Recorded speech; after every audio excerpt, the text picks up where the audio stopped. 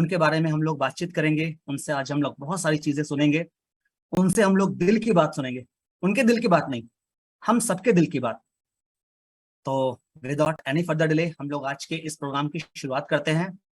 और चूंकि डॉक्टर साहब हमारे साथ जुड़ चुके हैं और उनसे हम लोग सुनेंगे, पर चूंकि हम लोग न्यूट्रिशन के बारे में बात कर रहे हैं, तो न्यूट्राइट चूंकि दुनिया की number 1 vitamin mineral dietary supplement है, तो ऐसे में न्यूट्राइट क्या है और इसकी क्या आवश्यकता है, इसके बारे में थोड़ा सा मैं बात करना चाहूंगा। तो आगे बढ़ने से पहले एक बार कंफर्म कर लीजिए, अगर आप लोग मुझे सुन पा रहे हैं, इनकेस एक बार चैट विंडो में या फिर जस्ट हैंड रेज करके बता दीजिए। तो ओके फाइन, तो I can see so many hand raise, बहुत बढ़िया, दैट्स ग्रेट, परफेक्ट,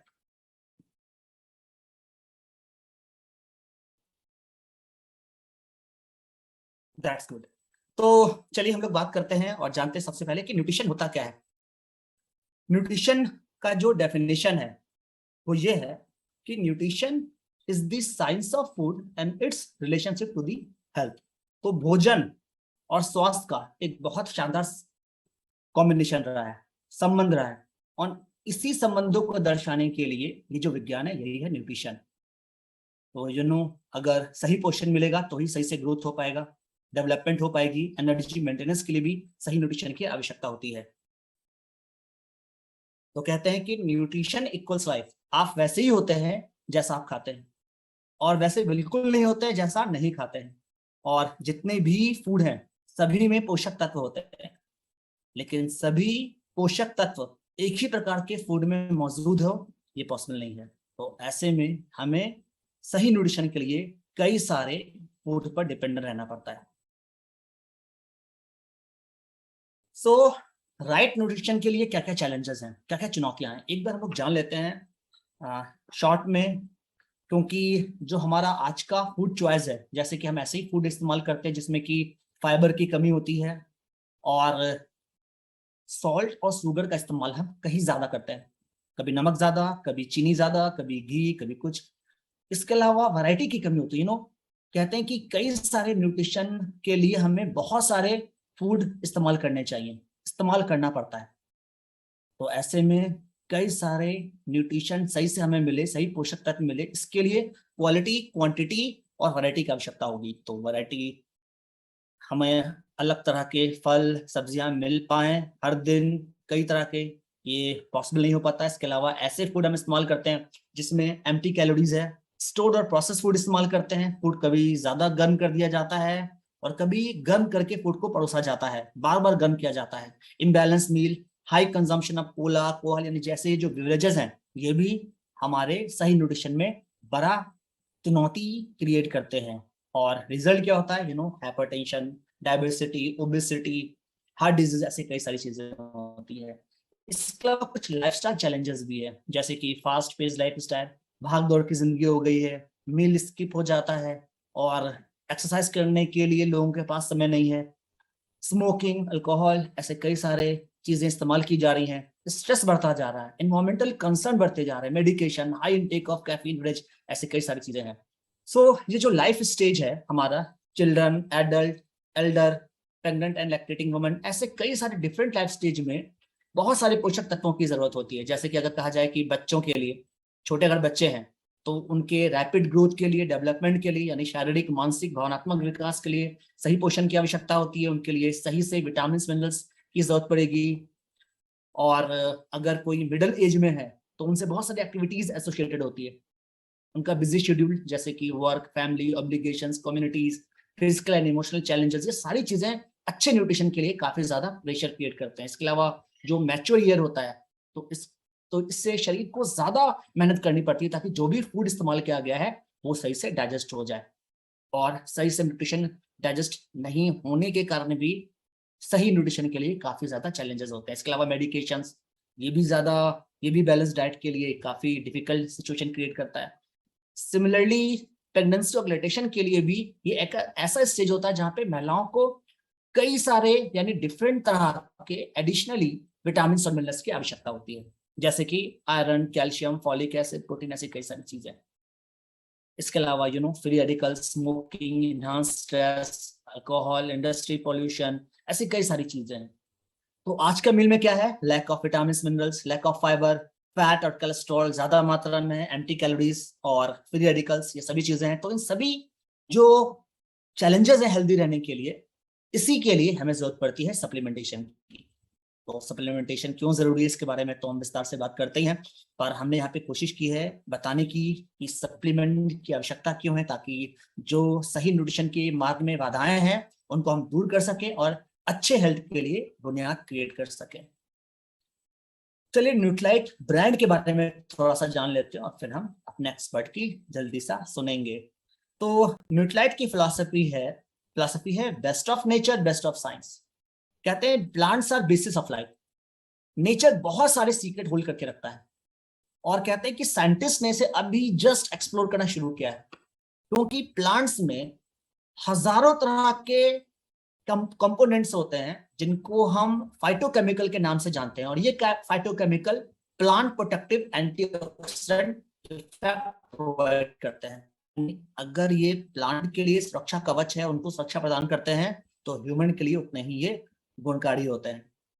लेकिन किसी पौधों में किस प्रकार का फाइटोन्यूट्रिएंट होगा, फाइटोकेमिकल होगा, इसका लेवल डिपेंड करता है कि जिस मिट्टी में वो उगाया गया उसका कंडीशन क्या है, इसका एनवायरनमेंट क्या है, और क्या क्या फैक्टर इस्तेमाल किए हैं जब ये उगाया जा रहा था। और यही है कार्ल रनबर्ग की फिलॉसफी की बेसिक आइडिया न्यूट्राइट का, यही है कि जो भी जितने भी न्यूट्रिशन हमें चाहिए लगभग सभी प्लांट में मौजूद होते हैं, प्लांट से मिल जाते हैं। सो वाई प्लांट? क्योंकि प्लांट दुनिया का यानी जीवन का आधार है। बहुत सारे पशु पक्षी, ह्यूमन अपने जीविका के लिए पौधों पर ही निर्धारित रहते हैं, और ये सभी लिविंग थिंग्स के लिए जीवन प्रदान करता है। ये बेटर एब्जॉर्प्शन इंश्योर करता है, ये सही एंटीऑक्सीडेंट क्रिएट करता है, और जैसा मैंने बताया कि पौधों में होते हैं फाइटोन्यूट्रिएंट जो कि पौधों को virus, disease, bacteria, environmental concern से बचाता है। तो पौधों के लिए ये सही है, इफेक्टिव है, तो हमारे लिए भी बहुत ज्यादा बेनिफिशियल है। तो प्लांट एक्चुअली में एक फैक्ट्री की तरह काम करता है, isn't it?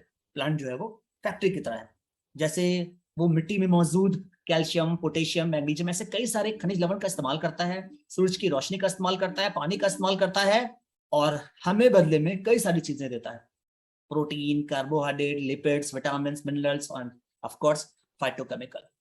सो आगे अगर हम न्यूट्राइट फिलॉसफी की बात करें तो कार्ल रनबर्ग की जो फिलॉसफी है कि अगर पौधे के लिए होल प्लांट, यानी अगर हमें न्यूट्रिशन चाहिए तो पौधे का संपूर्ण पार्ट का इस्तेमाल किया जा सकता है। मे बी उसका जड़ भी हो सकता है, उसके पत्ते भी हो सकते हैं, कुछ भी हो सकता है।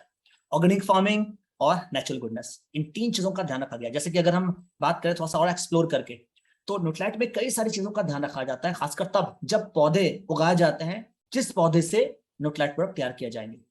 तो न्यूट्राइट प्लांट कैसे उगाया जाता है, न्यूट्राइट में अगर जो प्लांट उगाए जाते हैं उसके लिए किन किन चीजों का ध्यान रखा जाता है?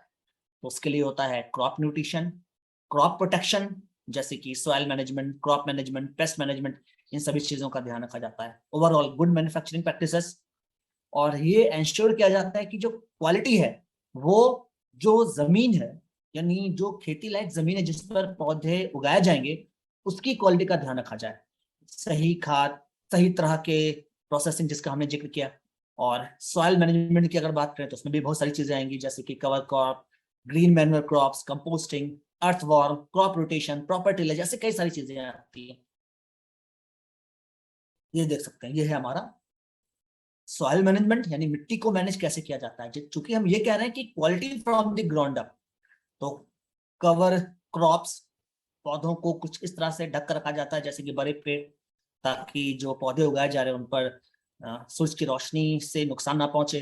ग्रीन मैन्योर क्रॉप्स, कंपोस्ट की बात हमने की, क्रॉप रोटेशन, ये सारी चीजें आती हैं। और क्रॉप मैनेजमेंट में आप देख सकते हैं controlling paste, wheat control, intercropping, irrigation, pest management, ऐसी कई सारी चीजें हैं। सो पेस्ट मैनेजमेंट में ये भी कहा जाता है कि गुड बग्स ईट बैड बग्स। तो यहाँ पे ऐसे जो कीट है वो रिलीज किए जाते हैं जिससे कि जो खतरनाक कीट हैं जो खेतों को नुकसान पहुंचाएंगे उनका खात्मा किया जा सके, जैसे कि लेडी बग्स, बम्बल बीज, बटरफ्लाइज, ऐसे कई सारी चीजें हैं। तो ओवरऑल न्यूट्राइट के बारे में अगर बात करें तो Nutrilite is the world number 1 selling vitamin mineral dietary supplement brand for past 10 years। और यहाँ पे आपको मिलता है best combination of nature, science and quality. Organic farming जिसका हमने जिक्र किया, और क्वालिटी को कई बार चेक किए जाते हैं, कई सारे एवल्यूशन टेस्ट होते हैं, और क्वालिटी के लिए सेफ्टी, प्यूरिटी, आइडेंटिटी सभी चीजों का ध्यान रखा जाता है। और यहाँ पे है आपके पास दुनिया का नंबर 1 ब्रांड जिसका है 80 से भी ज्यादा साल का एक्सपीरियंस। तो एक बार ब्रीफ कर लेते हैं न्यूट्रेट में क्या खास है। शुरुआत हुई थी 1934 में बाय कार्ल रेनबर्ग, और we are the pioneer in wellness. 6400 एकड़ के सर्टिफाइड ऑर्गेनिक फार्म है। 6 तरह के मैन्युफैक्चरिंग फार्म फैसिलिटी है। Total control and proprietary process है। 5.2 बिलियन डॉलर से भी ज्यादा का टर्नओवर है। और यहाँ पे मिलता है cutting edge future focus technology, future ready product, और इसलिए यहाँ पे ये खास है। और कुछ अक्लेम टाइटल भी है, जैसे कि यूरोमॉनिटर क्लेम करता है, जैसा हमने बताया कि Nutrilite is the world's number 1 selling vitamin and dietary supplement brand. According to Reader Digest survey, Nutrilite is the most trusted brand in India in the category of vitamins or health supplement and the best healthcare brands as per Economic Times। तो ऐसे तो हम different training में supplement के बारे में और Nutrilite brand के बारे में बहुत सारी बातें करते हैं, बहुत सारी चीजें करते हैं, पर आज का समय हमारे लिए कुछ खास है, कुछ डिफरेंट है।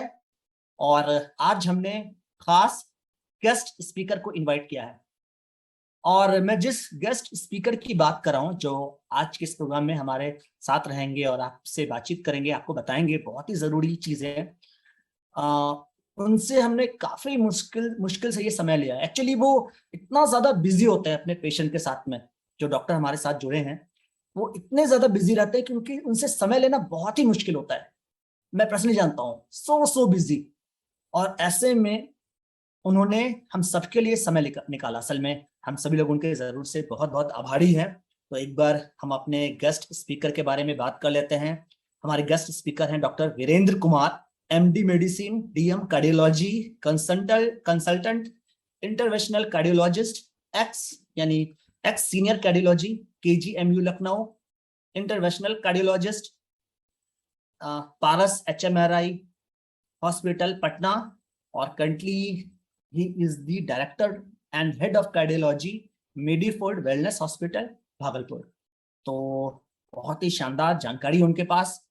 विदाउट एनी फर्दर डिले आप सबकी मदद से, और अगर वर्चुअल क्लैप पॉसिबल है, अगर वर्चुअल क्लैप कर सकते हैं, तालियां बजा सकते हैं, तो एक बार उनका हम आज के इस प्रोग्राम में स्वागत करते हैं आप सभी की मदद से। तो कर लें वर्चुअल क्लैप। सर आप सुन पा रहे हैं? बिल्कुल। Okay, nice sir. So over to you. आपके लिए सर आपका प्रोग्राम है, और आज जिस तरह जैसा मैंने कहा कि दिल की बात बताएंगे, लेकिन वो अपने दिल की नहीं, हमारे आपके दिल, हमारे आपके ऐसे दिल रहेगा क्या करना चाहिए। तो आज के टॉपिक है न्यूट्रिशन एंड कार्डियोवास्कुलर हेल्थ। तो सर रिक्वेस्ट करूंगा कि कुछ इंपॉर्टेंट टिप्स करें और इस प्रोग्राम को आगे बढ़ाएं। So over to you sir. Good evening everyone. सबको मेरा नमस्कार। जी गाइस, से आप लोगों ने काम का संचालन डाला है इस मीटिंग के लिए। मेरी आवाज आ रही है? Yes sir, loud and clear. Okay, thank you. So मेरा नाम डॉक्टर वीरेंद्र कुमार है। मैं कार्डियोलॉजिस्ट हूँ। कार्डियोलॉजिस्ट ज़्यादातर समझ रहेंगे कार्डियोलॉजिस्ट जो कॉर्नरी स्टेंट लगाता है, फेस लगाता है। और मैंने MBBS और के लिए पढ़ाई करी है कार्डियोलॉजी। और उसके बाद मेरा एक थोड़ा इंटरेस्ट न्यूट्रिशन की तरफ हुआ। Cardiology our society suffering from such a huge burden of diseases। हम देख रहे हैं हमारे चारों तरफ रोगी हैं, heart in particular heart disease के मरीज चारों तरफ भरे पड़े हैं।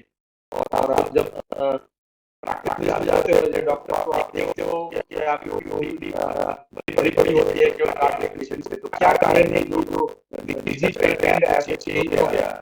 और जो कंट्री पहले जो ज्यादातर बीमार होने का मतलब इन्फेक्शन समझती थी। आज के डेट में कार्डियक डिजीज और क्रोनिक लाइफस्टाइल डिजीज जैसे कोरोनरी हार्ट डिजीज और cardiovascular diseases, diabetes, thyroid, renal diabetes, systemic hypertension, blood pressure, sugar, cholesterol बढ़ना, हार्ट के तरह की बीमारी होना। ऐसा क्यों क्या हुआ कि हमारे समाज में किसी तरह से इस कार्डियक डिजीज के बर्डन ये चला जा रहा है। और बिलीव मी, अगर आज डेट में अगर दुनिया के 15-20 मौत के कारण को अगर देखेंगे उसमें ज्यादातर कारण लाइफस्टाइल डिजीज हैं, जैसे blood pressure, coronary artery disease, inflamed sugar, that is diabetes, alcohol, smoking, these all are the lifestyle problems, or these are the disease बीमारी जो कि लाइफस्टाइल की वजह से हुई है, मालन्यूट्रिशन और ट्रांसप्लांट की वजह से हुई है। ये कारण था। अगर किसी बीमारी के बहुत जाने हैं, समझने जाना है अगर बीमारी के, और आप चाहते हैं कि समाज आपका करने का मतलब कि वो बीमारी से बाहर और बीमार ज्यादा नहीं पड़ेगी, तो आपको जाना पड़ेगा। मेडिकल साइंस भी और इस तरफ बढ़ने लगा है। सबसे बहुत सारी पहले भी होती थी, लेकिन अब जो रिसर्च हैं इससे ज्यादा प्रिवेंटिव की तरफ जा रही है। कैसे हम अपने हेल्थ स्टेटस को मेंटेन करें, कैसे एक स्वस्थ आदमी कैसे स्वस्थ रह पाए, या कोई स्वस्थ आदमी जो एक बीमारी है उसको ज्यादा से ज्यादा टाल सके। अगर कोई बीमार आदमी है, इलाज के बाद अपने हेल्थ कैसे मेंटेन कर पाए। कुछ तो ऐसा है न्यूट्रिशनल गैप है जहाँ पे ये सारी समस्याएं हो रही है।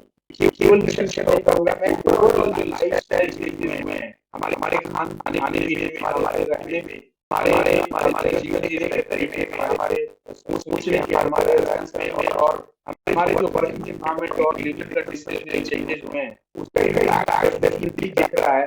और हम आज के डेट में India as a country one of the leading country, और यू कैन से डायबिटीज का लेवल है। और डायबिटीज को आप हार्ट की बीमारी के इक्विवेलेंट समझिए, क्योंकि diabetes is one of the biggest risk factor of the cardiac diseases, cardiovascular disease. दूसरी तरफ हमारा हाइपरटेंशन का पॉपुलेशन भी बहुत ज्यादा है। हमारे समाज में ब्लड प्रेशर की मरीजों की संख्या बढ़ती जा रही है, और जो पॉसिबल लोग जो कि आने वाले 1-2 साल 4 साल में हाइपरटेंशन या डायबिटीज या कोरोनरी आर्टरी डिजीज या अदर कार्डियक डिजीज से ग्रस्त होने वाले हैं, संख्या बढ़ती जा रही है। तो आखिर इलाज करना एक बात होती है कि कोई आदमी बीमार हो गया, वैसे नहीं है कि 1 दिन के बाद अगर आप किसी को रेस्क्यू करते हैं, उसके डैमेज कंट्रोल करते हैं, उसका इलाज करते हैं, किसी भी डिजीज का इलाज करना वैसे ही होता है। डिजीज प्रोसेस को अर्ली स्टेज में पकड़ना या डिजीज प्रोसेस को शुरू होने से पहले रोकना, ये ज्यादा इंपॉर्टेंट है। तो पूरा मेडिकल साइंस आज के डेट में उस तरफ फोकस कर रहा है, और जो पूरी जो जर्नी है, ये पूरी जो जर्नी है, इसमें जो बेसिक जो आइडिया है, that is the decentralisation of knowledge and decentralisation of the health for everybody and business for everybody. तो इस आइडिया को अगर देखें तो अगर हेल्थ फॉर एवरीबॉडी है, हर वो आदमी जो अच्छा जीवन जीना चाहता है, उसके बेसिक नॉलेज उसको होना चाहिए न्यूट्रिशन का। कैसे न्यूट्रिशनल को करे, अपने डाइट को कैसे फिल्टर करे, और किस तरह से वो अपने गैप को फिल्टर करे। अगर डिजीज प्रोसेस ऑलरेडी स्टार्ट हो गया है तो कैसे उस डिजीज प्रोसेस को रोकने के लिए, देरी करने के लिए कैसे न्यूट्रिशनल इंटरवेंशन करेगा।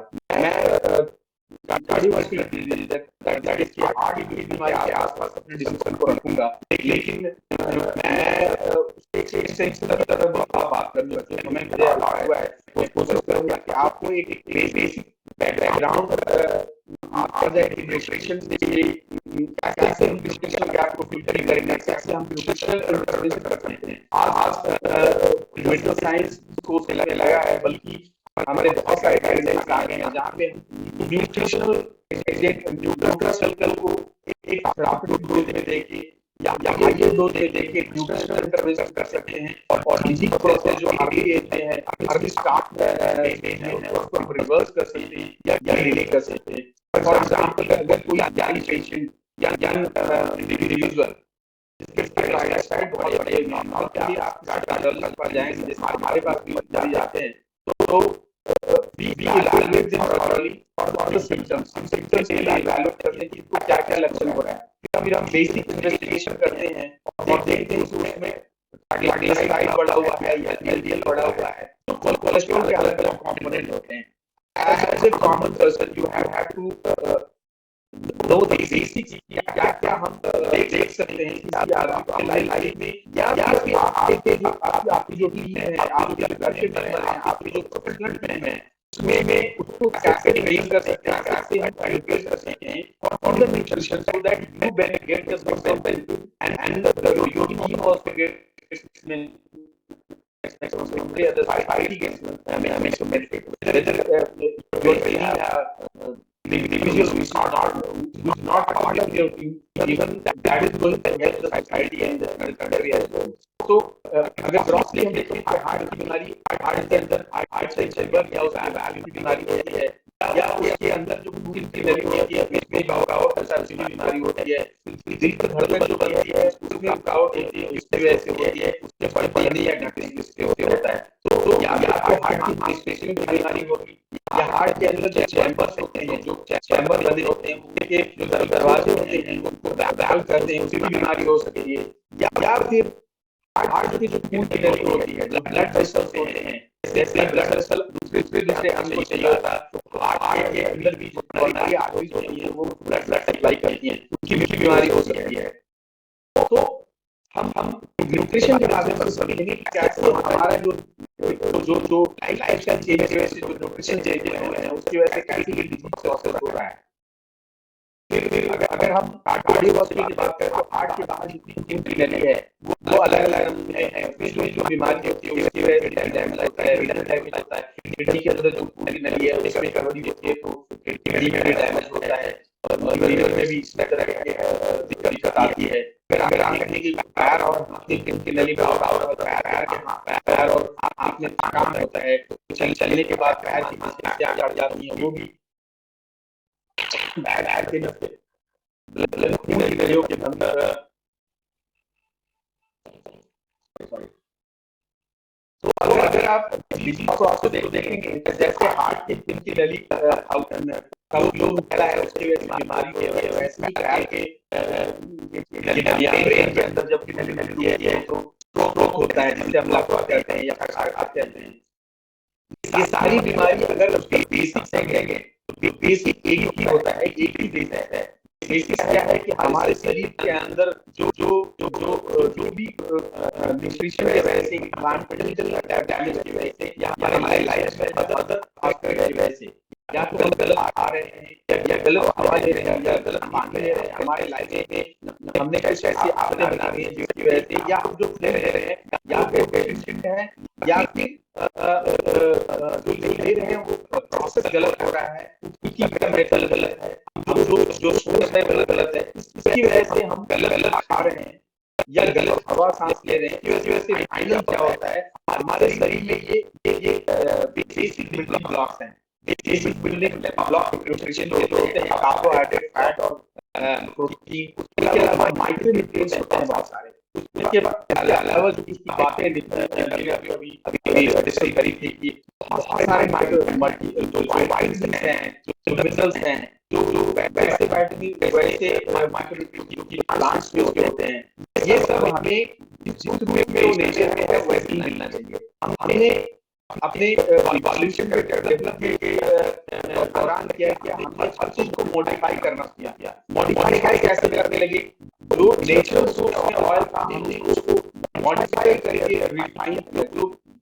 जो सीरियल्स हमारे पास उपलब्ध थे हमने सीरियल्स को मॉडिफाई किया, जिसकी वजह से उसके जो इम्पोर्टेंट पार्ट थे हमें बचना चाहिए। हमें बर्गर चाहिए जिसमें फाइबर होता है, विटामिन होता है, उसके अंदर जो स्टार्च होता है उसको तो हम पॉलिश या सीरियल्स में ले लेते हैं, इसके कवर में जो इम्पोर्टेंट चीजें होती है वो नष्ट कर जाते हैं। तो ये इस तरह के डाइट प्रैक्टिस से हुआ क्या, उसमें वैसे ये हुआ कि हमारे डाइट में जो जो फैट है, फैट का कंटेंट या तो सैचुरेटेड फैट बहुत ज्यादा आने लगा या ट्रांस फैट जो जनरेट होता है डीप फ्राइंग या डीप ऑयल में कुकिंग करने से, रेपिटेड यूज ऑफ ऑयल में, या फिर आप जो प्रोसेस की देखते हैं डीप फ्राइंग है उस दौरान आप ट्रांस फैट जनरेट करते हैं। जो नेचुरल फैट में जो अनसैचुरेटेड फैट ज्यादा चाहिए था उसकी जगह पे हम सैचुरेटेड फैट ज्यादा लेने लगे। अनसैचुरेटेड फैट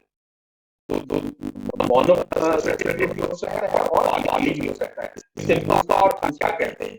अनसैचुरेटेड ब्रॉडली अगर आप समझें तो अनसैचुरेटेड फैट में टोटल फैट कंजम्पशन को कम करने की जरूरत नहीं होती है, उसको घटाने की जरूरत है, उसकी क्वालिटी को चेंज करने की जरूरत होती है।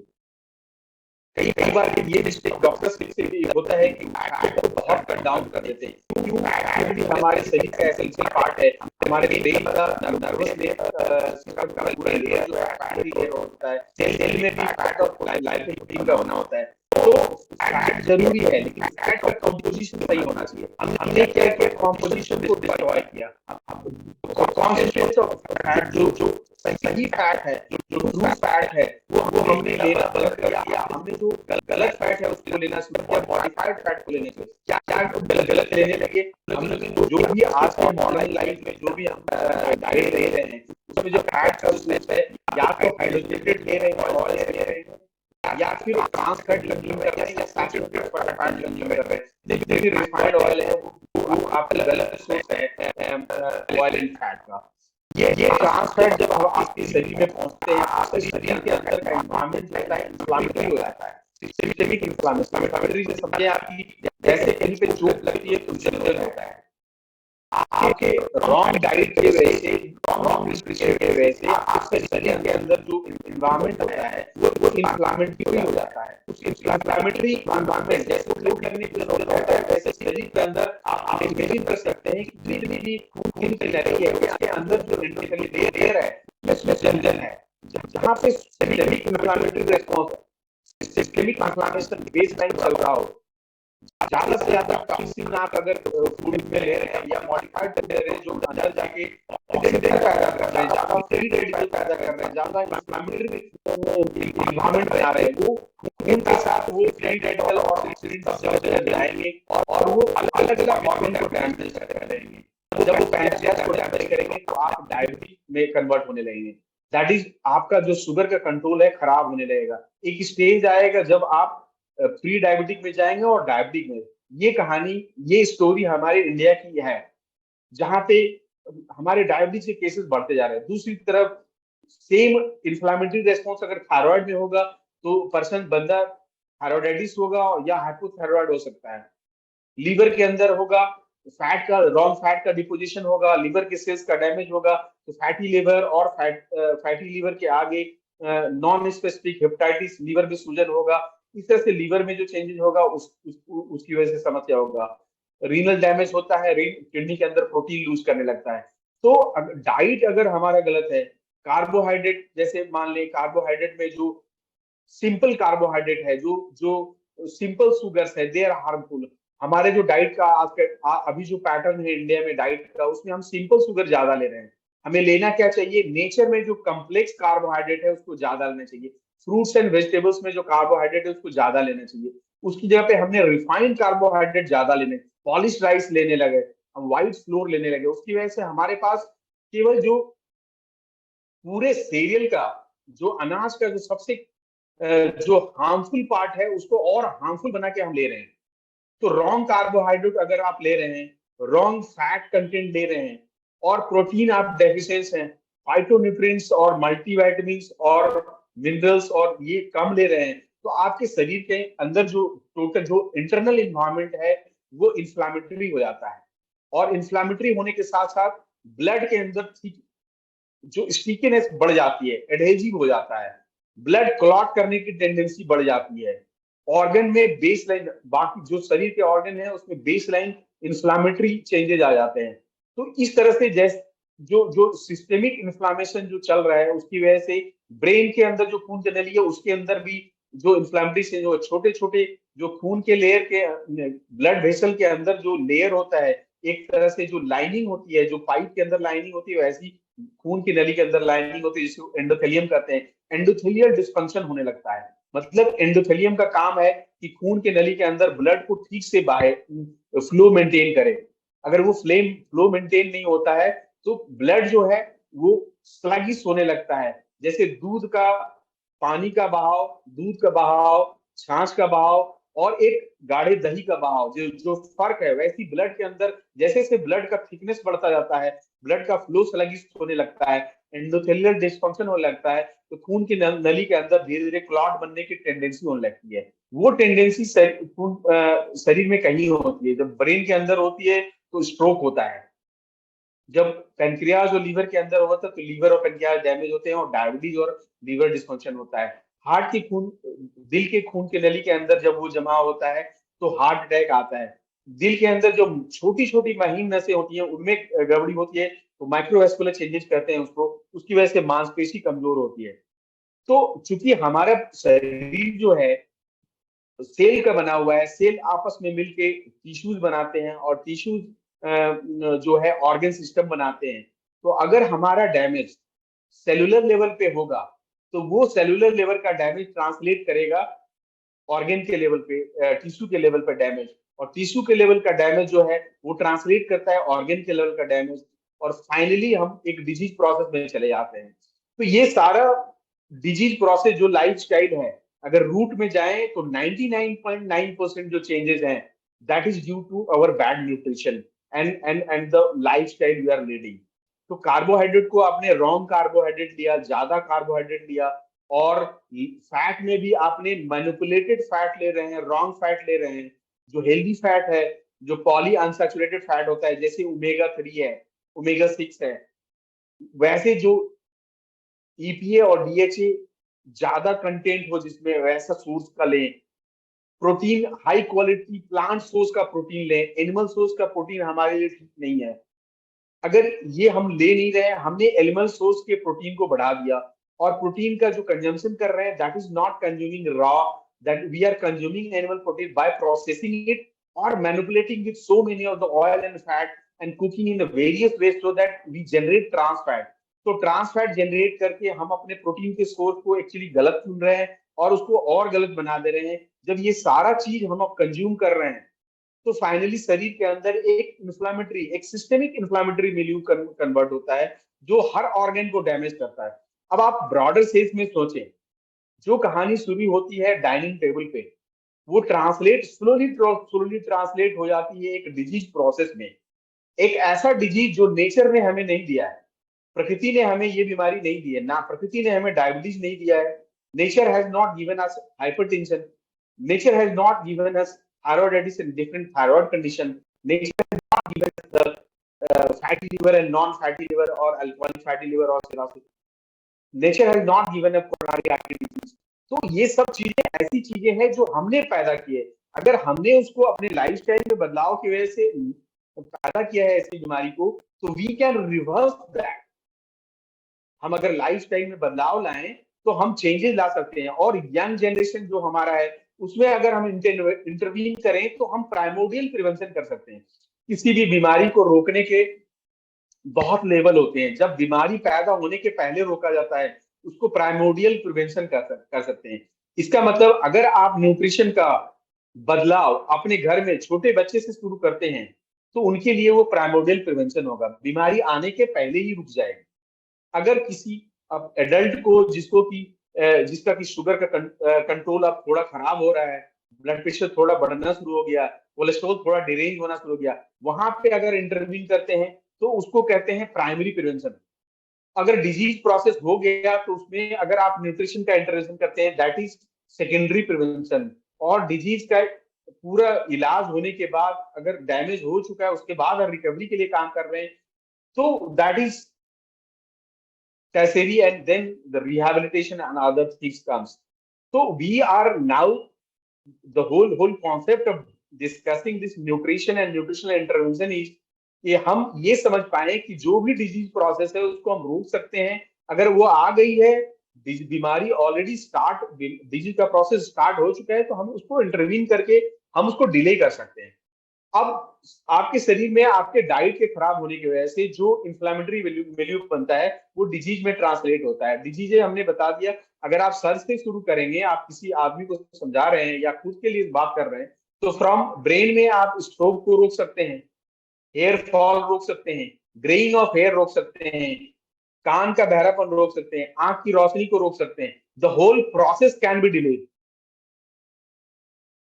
डेंटल डीके रोक सकते हैं, स्किन की सारी झुर्रियां रोक सकते हैं। हार्ट में आए तो आप कोरोनरी आर्टरी डिजीज को रोक सकते हैं, पेरिफेरल आर्टरी डिजीज रोक सकते हैं, न्यूरोपैथी सारी रोक सकते हैं, डायबिटीज को रोक सकते हैं या रिवर्स कर सकते हैं, थायराइड के मरीज को रिवर्स कर सकते हैं, और एटलीस्ट पार्टली उनकी दवाइयां कम कर सकते हैं, या जिसको नहीं हुआ उसको डिले कर सकते हैं या रोक सकते हैं।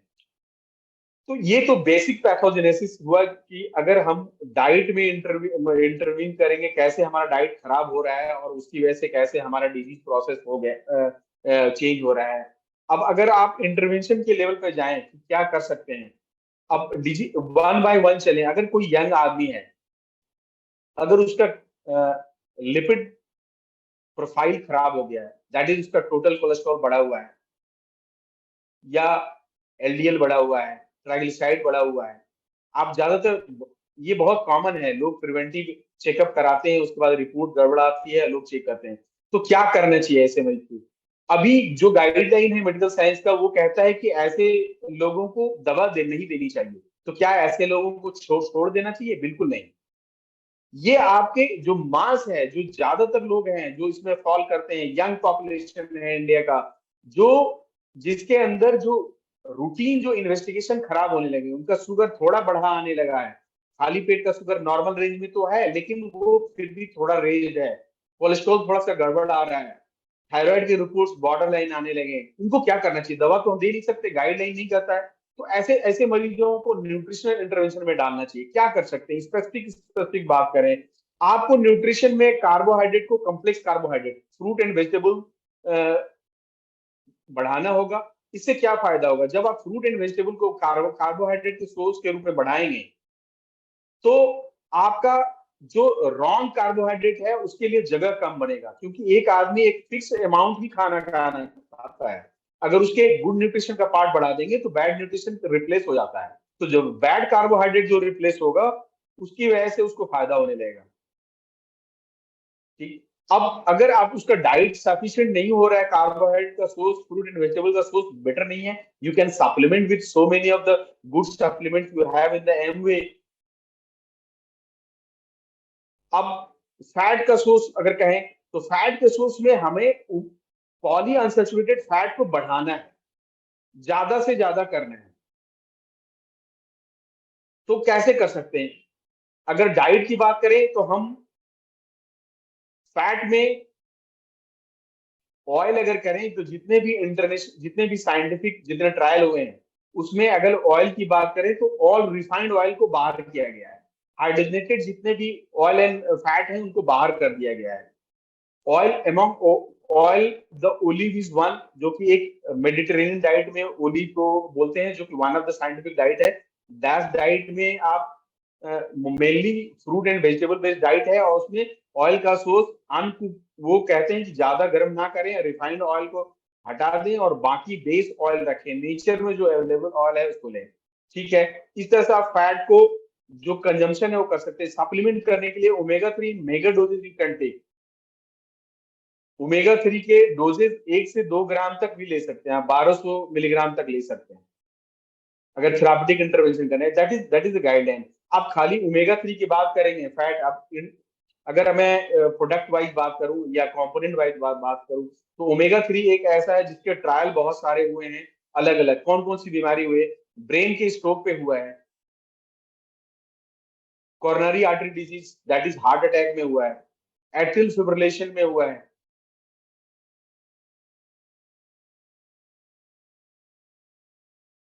हार्ट फेलियर में हुआ है।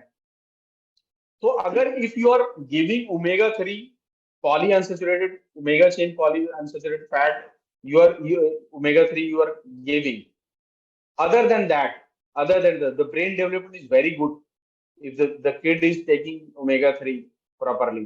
अब सोर्स तो कहते हैं कि फिश का डाइट में अगर फिश को बढ़ा दें, न्यूट्रिशन में फिश का सर्विंग बढ़ा दें, तो not all fish are same. आपको जो डार्क मीट का फिश है वो ज्यादा बेटर होता है। सी का जो सी के सोर्स के जो फिश हैं उसमें आप अब जो कंटेंट है ओमेगा 3 के, फ्रेश वाटर फिश में you won't find all the variety of fishes having same amount of omega 3। तो जो व्हाइट जो मसल वाले फ्लेश वाले जो फिश हैं इतने इतने ज्यादा नहीं होते हैं, और अगर अपने डीप फ्राइंग डीप कुकिंग करके फिश को खा रहे हैं तो वहां पे आपको हार्मफुल है। So you have to give nutritional intervention as far as omega-3 coronary artery disease is concerned. You must supplement omega-3. You can go to the extent of 1 to 1.2 grams also. अब heart के muscle को मजबूत करने के लिए, if you find somebody who is suffering from some disease like cardiomyopathy, cardiomyopathy एक बीमारी होती है जो हार्ट की मांसपेशी को होती है, वहां पे आप कोएंजाइम क्यू को ज्यादा से ज्यादा डोजेज में दे सकते हैं। दैट इज एस्टैब्लिश्ड फैक्ट कि coenzyme Q helps in cardiomyopathy and heart failure से बाहर आने के लिए। ओमेगा 3 हार्ट फेलियर में बाहर से इम्प्रूव करने में बहुत मदद करता है। उसके बाद हम ओमेगा 3 के दूसरे तो स्ट्रोक प्रिवेंशन में एक डेफिनेट ट्रायल गाइडेड है। ट्रायल में रिपोर्ट्स में आए हैं कि जो स्ट्रोक में अगर आपने ओमेगा 3 ज्यादा सप्लीमेंट किया तो स्ट्रोक में भी बहुत फायदा होता है। और ओवरऑल अगर क्वालिटी ऑफ फैट इंप्रूव कर दिया आपने, you can reduce up to 30 to 36% relative risk reduction होता है कोरोनरी आर्टरी डिजीज और स्ट्रोक में। ब्रेन के स्ट्रोक में और हार्ट डिजीज में इतना इंप्रूवमेंट आ सकता है। अगर टॉप 18 किलर्स का नाम लें आज के डेट में, तो one of them is lack of fruits and vegetables and in indoor and outdoor pollution. So if it is in such way that if you intervene with the source of carbohydrate, you can manipulate so many things, you can prevent so many things. Coming to the other causes of the coronary artery disease other than coronary artery disease, atrial fibrillation and conduction disease। atrial fibrillation एक बीमारी होती है जहां धड़कन बहुत तेज हो जाती है और उसमें स्ट्रोक का खतरा होता है, वहां भी ओमेगा 3 हेल्प करता है।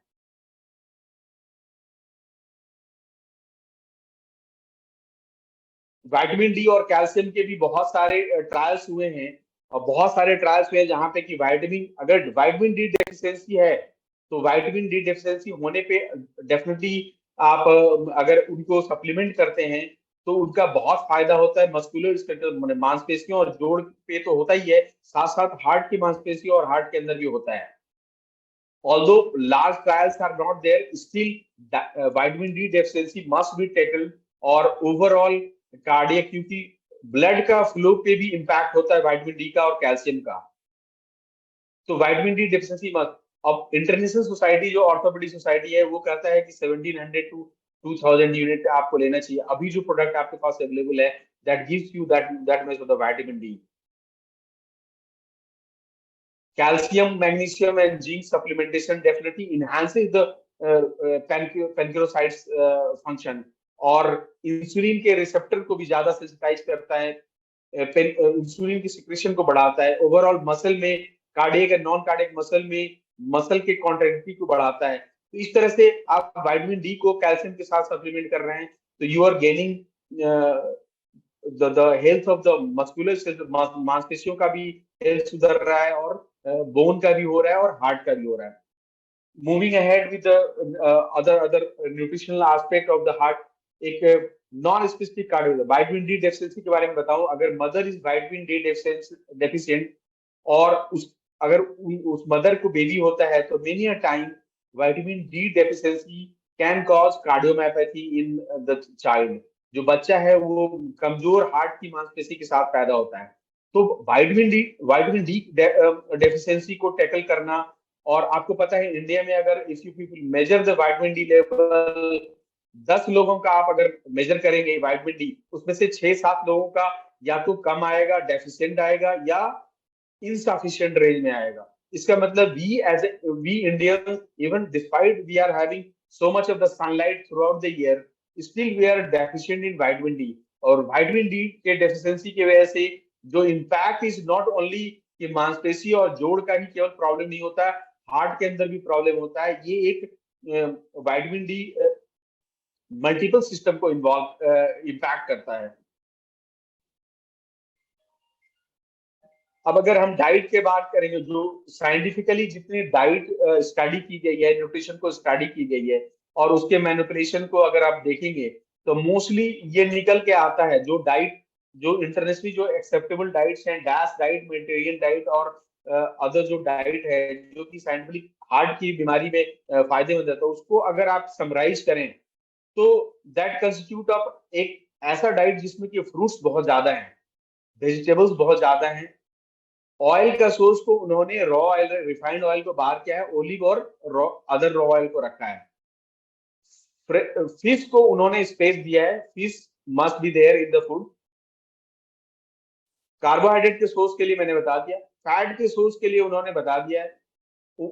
पॉलीसैचुरेटेड फैट्स को ज्यादा लेने हैं. तो क्या सोर्स है हमारे पास? बहुत लिमिटेड सोर्स है जहां पे बहुत ज्यादा मात्रा में मिलता है, और one of you have to supplement in any case, आपको देना ही देना होगा. उसके अलावा फाइटोन्यूट्रिएंट्स का बहुत ज्यादा रोल है, इसलिए मल्टीपल कलर के फ्रूट्स एंड वेजिटेबल का इंटेक करेंगे. क्यों? क्योंकि they provide sufficient antioxidant to your body. Antioxidant से क्या फायदा होगा? जब आपके शरीर में सफिशिएंट अमाउंट में एंटीऑक्सीडेंट होता है तो जो ऑक्सीडेटिव डैमेज होना है आपके खून की नली को, हार्ट को, ब्रेन को, वो एंटीऑक्सीडेंट ऑक्सीजन फ्री रेडिकल जो जनरेट होते हैं शरीर के अंदर, जो डैमेज करते हैं, जो रिएक्टिव ऑक्सीजन स्पीसीज कहते हैं, वो उनको वो टैकल कर लेते हैं. इसलिए विटामिन ज्यादा से ज्यादा मात्रा में लेना जरूरी है. सोर्स उसका क्या हो सकता है? अगर हम फ्रेश फ्रूट वेजिटेबल्स के सोर्स के रूप में ले रहे हैं, दैट इज वेरी गुड, ज्यादा से ज्यादा लें. लेकिन प्रॉब्लम क्या होती है कि जो आप जो प्रोडक्शन सोर्स है जहां से आप प्रोक्यूर कर रहे हैं, दैट आल्सो मैटर्स. अगर among the multiple factors, one of them is कि आप जो खाना खा रहे हैं, आप जो न्यूट्रिशन ले रहे हैं, उसका जो प्रोसेसिंग है, जो प्रोक्योरमेंट पार्ट है, that is very important. If you are taking a manipulated meal, either the animal food or the plant origin food, अगर मैनिपुलेटेड फूड है, उनकी सीड्स मैनिपुलेटेड हैं, काउज और अदर जो ऑर्गेन एनिमल के सोर्स के food ले रहे हैं, वो मैनिपुलेटेड काउज और मैनिपुलेटेड गोट्स और मैनिपुलेटेड फार्म के अगर आप मीट या फ्लेश या मिल्क ले रहे हैं, that is also harmful. That is not harmful in only one way. That impacts whole your genetic makeup, also the phenotypic expression of the genetic. आपका शरीर जो चीजें बनाता है आपके शरीर के अंदर, जो तरह तरह के प्रोटीन बनाता है, उनको इम्पैक्ट करता है और अल्टीमेटली वो डिजीज प्रोसेस में कन्वर्ट हो जाता है. तो प्रोटीन का सोर्स भी इंपॉर्टेंट है. Among the protein source, plant source protein is always better and quality, not only quality wise, overall impact on the cardiovascular health is better with the plant source protein. So protein के gap को fill करने के लिए आप plant source के protein को लेंगे. Phytonutrients और मल्टीविटामिन ज्यादा सोर्स लेंगे. हमारे पास इतने सारे जो विटामिन एंड मिनरल्स के सोर्स हैं, उसको अब ज्यादा से ज्यादा कंज्यूम करने पे आप अपने इंटरनल मिल्यू को ऐसा प्रिपेयर करेंगे कि आपका शरीर के अंदर इन्फ्लामेटरी मिल्यू नहीं है. इन्फ्लामेटरी मिल्यू मतलब सूजन का माहौल नहीं है. जैसे बाहरी चोट लगने पे जो स्वेलिंग होता है, इन्फ्लामेशन होता है, रेडनेस, स्वेलिंग होता है, वैसे ही शरीर के अंदर ऑक्सीडेटिव डैमेज होने की वजह से स्वेलिंग, इन्फ्लामेटरी माहौल होता है, उसको रोकना होता है. सो मूविंग अहेड, अल्कोहल के बारे में कहते हैं no alcohol is always better. So alcohol, if somebody is not able to quit alcohol, moderation of alcohol is important. Quitting smoking is important. Indoor air pollution को control करना बहुत ज्यादा, जैसे second hand smoking is very important for the cardiovascular health. कोई smoke नहीं भी कर रहा है लेकिन स्मोकिंग इन्वायरमेंट में रह रहा है, तो that is similarly harmful for his health. Cardiovascular health में स्मोकिंग अल्कोहल का बहुत इंपॉर्टेंट है। तो इंडोर जो पॉल्यूशन है उसका बहुत महत्व देना है, और इंडोर एयर की क्वालिटी अच्छी होनी चाहिए। आप अब ट्रैवल करते हैं उसमें एयर की quality, these are the small things which impacts in the big way. आपको ये छोटी छोटी चीजें लगती हैं, लेकिन उसका एक बड़ा इम्पैक्ट हमारे सामने आ गया। अभी यंग पॉपुलेशन को हार्ट अटैक होने लगा है। आप सोचिए, जिम के अंदर जो बच्चे जाके प्रोटीन ले रहे हैं, जो कि नॉट सो गुड सोर्स से है। I have seen so many of the patient, young patient having cardiomyopathy. जब उनकी हिस्ट्री लेता हूँ तो पता चलता है वो जिम कर रहे हैं, और जिम के साथ वो प्रोटीन का सोर्स ले रहे हैं, कुछ कमर्शियली अवेलेबल जो प्रोटीन का सोर्स ले रहे हैं, और उसकी वजह से उनके हार्ट की मांसपेशियां कमजोर हो जाती है और हार्ट का साइज भी बड़ा हो जाता है। I have so many patient, I have recorded all those, I have clinical record of all those cases, जहाँ पे मैंने उनको बंद किया है, उनके उनके इंटेक को, और सब्स्टिट्यूट किया है, कोएंजाइम क्यू रिप्लेस किया। Other than the medical treatment जो हमारे पास मेडिकल साइंस में अवेलेबल है, हमने कोएंजाइम क्यू और lots and lots of oxidants, antioxidants I mean to say, and good quality protein ऐसे रिप्लेस करके उनको इम्प्रूव कराया है। तो ये इंपॉर्टेंट है कि हम इंटरवीन करें न्यूट्रिशन में, कैसे करें। अब न्यूट्रिशन में जो इंटरनेशनली जो भी अवेलेबल है, पहला है मेथड होता है रिप्लेसमेंट का, आप बैड फूड को रिप्लेस करें गुड फूड से। दूसरा होता है सब्स्टिट्यूट करने का, और गैप फिल करने का। ये तीन चीजें होती हैं जिससे कि आप न्यूट्रिशन। अब टारगेटेड क्या है, अगर आपके घर में कोई मेंबर, या आप खुद एग्जांपल लें, अगर आपको कोई बीमारी नहीं है और आपके लिपिड प्रोफाइल में गड़बड़ी आ गई है, तो आप यहाँ पे एंटीऑक्सीडेंट बढ़ाएंगे, पॉलीअनसैचुरेटेड फूफा के सोर्स को बढ़ाने लेंगे, ओमेगा 3 और अदर जो फूफा है उसको बढ़ाने लेंगे, कैल्शियम विटामिन डी को प्रॉपर मेंटेन करके रखेंगे, प्रोटीन के डाइट को मेंटेन करके रखेंगे, कार्बोहाइड्रेट, सिंपल कार्बोहाइड्रेट कम करेंगे। Rice and potatoes are too starchy food, must be out from the meal. And जो फैट का सोर्स है उसको आप कुकिंग में ज्यादा से ज्यादा कोशिश करेंगे कि ऑयल को गर्म नहीं करेंगे। आपके पास अवेलेबल है ऐसा जो बिना ऑयल के भी कुकिंग कर सकते हैं।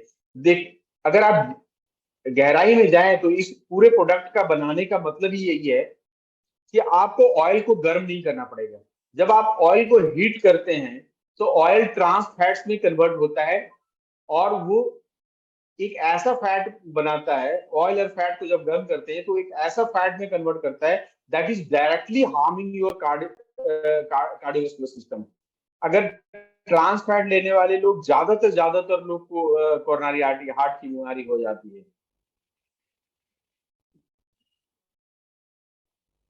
अब बात करें एक वाल्वुलर हार्ट डिजीज की, अगर जो बुजुर्ग में जो वाल्वुलर हार्ट डिजीज, वाल्व जो खराब होता है उसमें एओर्टिक वाल्व सबसे इंपॉर्टेंट है। एओर्टिक वाल्व में धीरे धीरे कैल्शियम जमा होता है, वो खराब हो जाता है, टिश्यू में सूजन के, उसको भी डिले किया जा सकता है। अगर आपने कोलेस्ट्रॉल को ठीक से मैनेज किया है, आपके अंदर एसिडिटी माहौल नहीं है, इंफ्लेमेटरी माहौल नहीं है आपके शरीर के अंदर, तो वो बहुत आप वाल्व के डैमेज को भी रोकता है।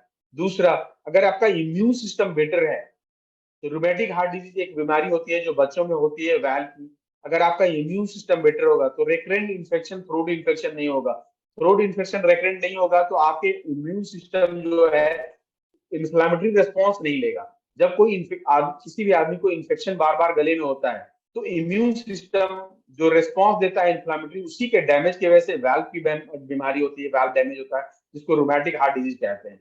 हम उसको प्रिवेंट कर सकते हैं अगर बच्चे का रेस्पिरेटरी हेल्थ बढ़िया है, उसका प्रॉपर न्यूट्रिशन दे रहे हैं, उसकी इम्यूनिटी ठीक है, तो हम इस तरह से प्रिवेंट कर सकते हैं। अब बोन हेल्थ में, कार्डियोवास्कुलर हेल्थ में अगर आप देखेंगे तो that is related to all the peripheral वस्तु, जितने भी जॉइंट और मसल के पेन है, सारे केवल बोन की वजह से नहीं होते हैं। पैर के, हाथ की खून की नली के अंदर जो कोलेस्ट्रॉल जमा होता है, या उसके अंदर जो ऑक्सीडेटिव डैमेज होता है, उससे ब्लड का फ्लो कम हो जाता है। उसकी वजह से मांसपेशियां कमजोर होने लगती है, बोन कमजोर होने लगती है, और चलने पे पैर में, काफ में पेन होता है, जिसे इंटरमिटेंट क्लाउडिकेशन कहते हैं। आप न्यूट्रिशनल इंटरवेंशन करके इसको भी रोक सकते हैं। ट्रायल्स आर देयर, और so many trials are there. if you see the larger picture, the whole world is changing from the curative to preventive mode. आने वाला समय न्यूट्रिशन और न्यूट्रिशनल इंटरवेंशन का है। लोग बीमार नहीं होना चाहते हैं आज के डेट में, इसलिए रिसर्च भी सारा उस तरफ शिफ्ट कर रहा है। जो एमवे इतने दिनों से कर रही है, अब मेडिकल साइंस अब कोशिश कर रहा है उसको करने की। Research are on going on the nutritional intervention. हर न्यूट्रिशनल एस्पेक्ट को पढ़ा जा रहा है और रिसर्च किया जा रहा है। बहुत सारे जो ट्रायल्स है पाइपलाइन में है, जो हमारे डिजीज प्रोसेस को बेहतर समझने के लिए और न्यूट्रिशन कैसे इंटरवीन कर सकते हैं उसके लिए है।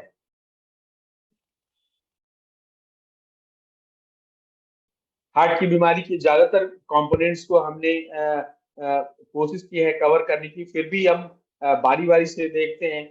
एक और बीमारी होती है जिसमें कि हार्ट के चारों तरफ की जो झिल्ली होती है वो उसमें सूजन हो जाता है, पेरिकार्डिटिस कहते हैं। आप इसके डीप रूट के कॉज में जाएं तो ये एक नॉन स्पेसिफिक और स्पेसिफिक वायरल इंफेक्शन का रेस्पॉन्स होता है। अगर आपकी इम्यूनिटी अच्छी है और आपने एंटीऑक्सीडेंट प्रॉपर तरीके से लिया हुआ है तो दैट कैन बी हैंडल्ड। कोई भी कॉर्नरी आर्टरी, जो हार्ट के ब्लॉकेज की बात की हमने, उसमें तो सारा इंटरवेंशन करना ही है। You can intervene by manipulating the fat and oil quality। जैसी आप पॉली अनसैचुरेटेड फैट को ज्यादा देंगे तो सैचुरेटेड कंपोनेंट खुद ब खुद कम हो जाता है। ओवरऑल लाइफ स्टाइल अगर मॉडिफाई करेंगे तो you will eat more and more uncooked fruits and vegetable और लेस कुक्ड और at least non fried and non dried fruits. That will translate into less of the trans fats and less of the saturated fat. That ultimately leads to the good coronary arteries and better coronary health. अब आगे nutrition के बारे में अगर और हम एक stage आगे चले जाएं तो सेलुलर लेवल पे अगर आप देखेंगे रीजेनरेटिव पावर, सेलुलर लेवल पे जो सेल के जो मेंटेनेंस है या रीजनरेशन है, that is also I can see some questions are there in the chat box. I can interact with. Let me see and then we'll go ahead.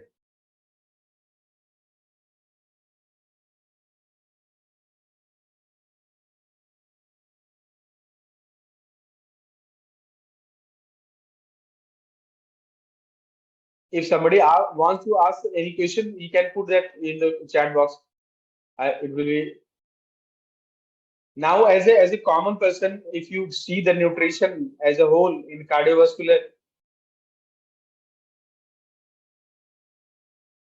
if somebody, can we allow directly for the questions? Hi, sir. As such, okay. So, due to some paucity of time, as such, a chat window is not available here. पर Okay. I think कि पर अगर कोई questions बाद में, तो अगर कोई है तो आप मुझे भेज सकते हैं, प्रशांत प्रियदर्शी हैं उनको भेज सकते हैं, वासनी को भेज सकते हैं उड़ीसा से। तो हम लोग बाद में एक बार फिर से कनेक्ट करेंगे और अगर कोई प्रश्न है किसी का स्पेसिफिक, वो सर हम आपको आपके पास लेकर जाएंगे।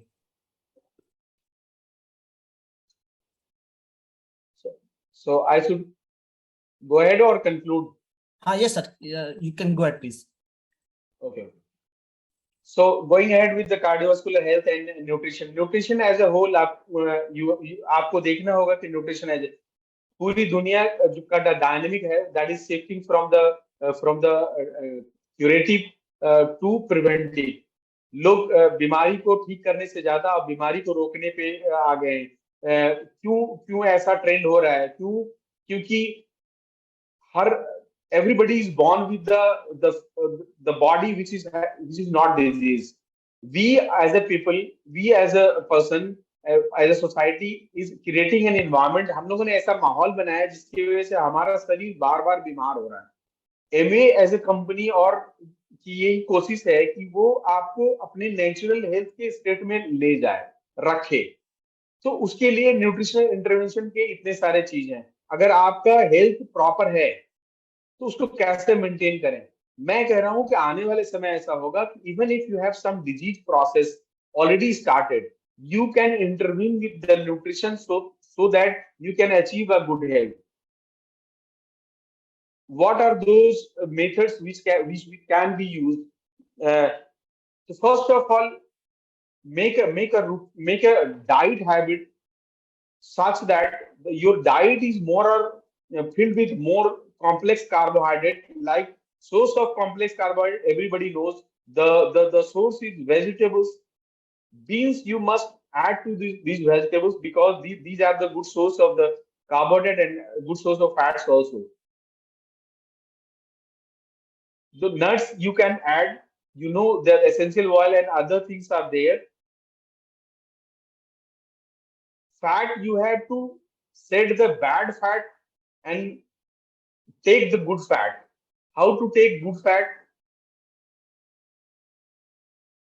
You supplement with this polyunsaturated like omega-3.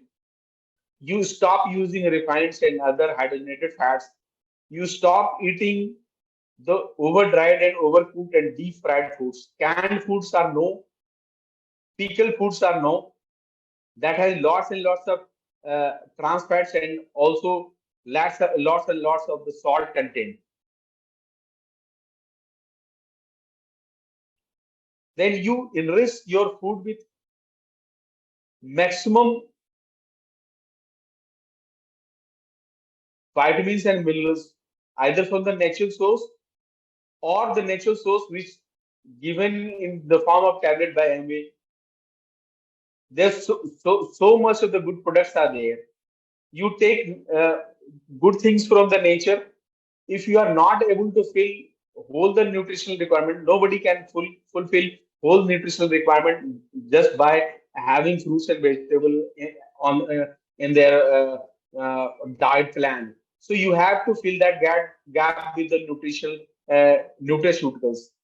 Protein is must because every building block of the body, whether it's the cardiac cells or the cell of the skin or the liver cells or the any body cells, protein is the building block because the cells, membrane, the enzymes, the hormones, the immune system, everything needs a sufficient protein in the body. Good amino acids, EPA and DHA, they are uh, the component which is needed for the brain development. So everything is available. If you are not able to take it from the diet, must supplement and must complement your diet with the good nutraceuticals, which is available. And know your body weight. Accordingly, plan your diet.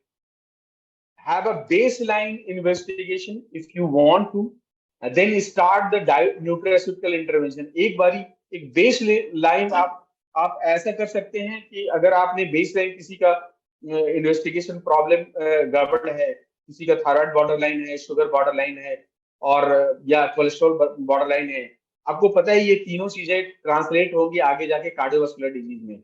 Any process which derange cholesterol metabolism or sugar metabolism or any other lipid related metabolism that will translate into the cardiovascular disease. So you will intervene earliest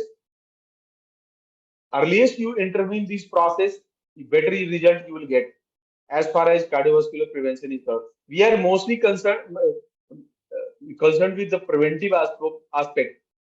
Suppose you have already a diseased person or person in your family.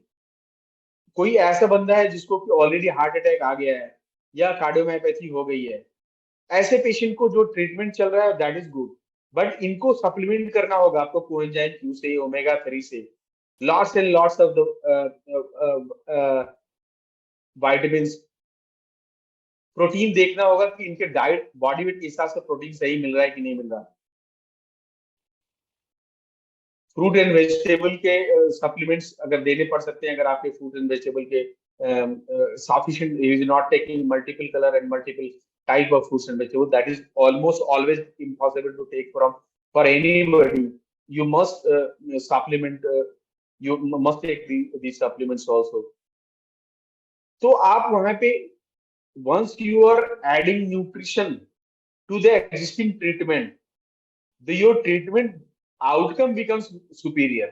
And once the patient is out of this disease process, एक बारी उस disease process से patient जब बाहर आ जाता है तो फिर आप उसके डिजीज हेल्थ को मेंटेन करने में सफल होते हैं।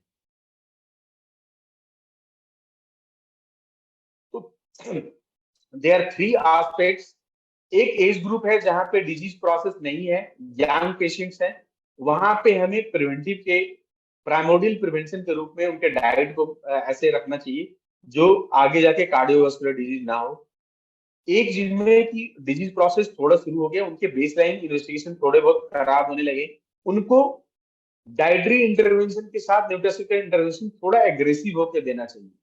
आप उनके डोज को, इंडिविजुअल डोज को, क्योंकि जो डोज आप प्राइमोडियल प्रिवेंशन के लिए या इनिशियल डाइट सप्लीमेंट के लिए देते हैं उससे ज्यादा डोज होता है इनका। तीसरा ग्रुप होता है जिनको ऑलरेडी बीमारी हो चुकी है, जो डायबिटिक हैं, जो जिनको ब्लड प्रेशर है, जिनको थायराइड की बीमारी है या कोलेस्ट्रॉल बढ़ा हुआ है, हार्ट अटैक आ गया है, ऐसे लोगों को you give treatment along with the nutritional intervention. What are those nutritional intervention? Component wise अगर आप देखेंगे तो बेसिक न्यूट्रिशनल मैक्रोन्यूट्रिएंट्स तो 3 ही है, कार्बोहाइड्रेट, फैट एंड प्रोटीन। आपको bad carbohydrate, bad fat and wrong protein से बचना है। Good carb, good fat and plant origin of the protein को बेस बनाना है। Then coming to the micronutrients, most of us are deficient in the micronutrients, so we must take it on daily basis and आपको need के हिसाब से उनको बढ़ाना है।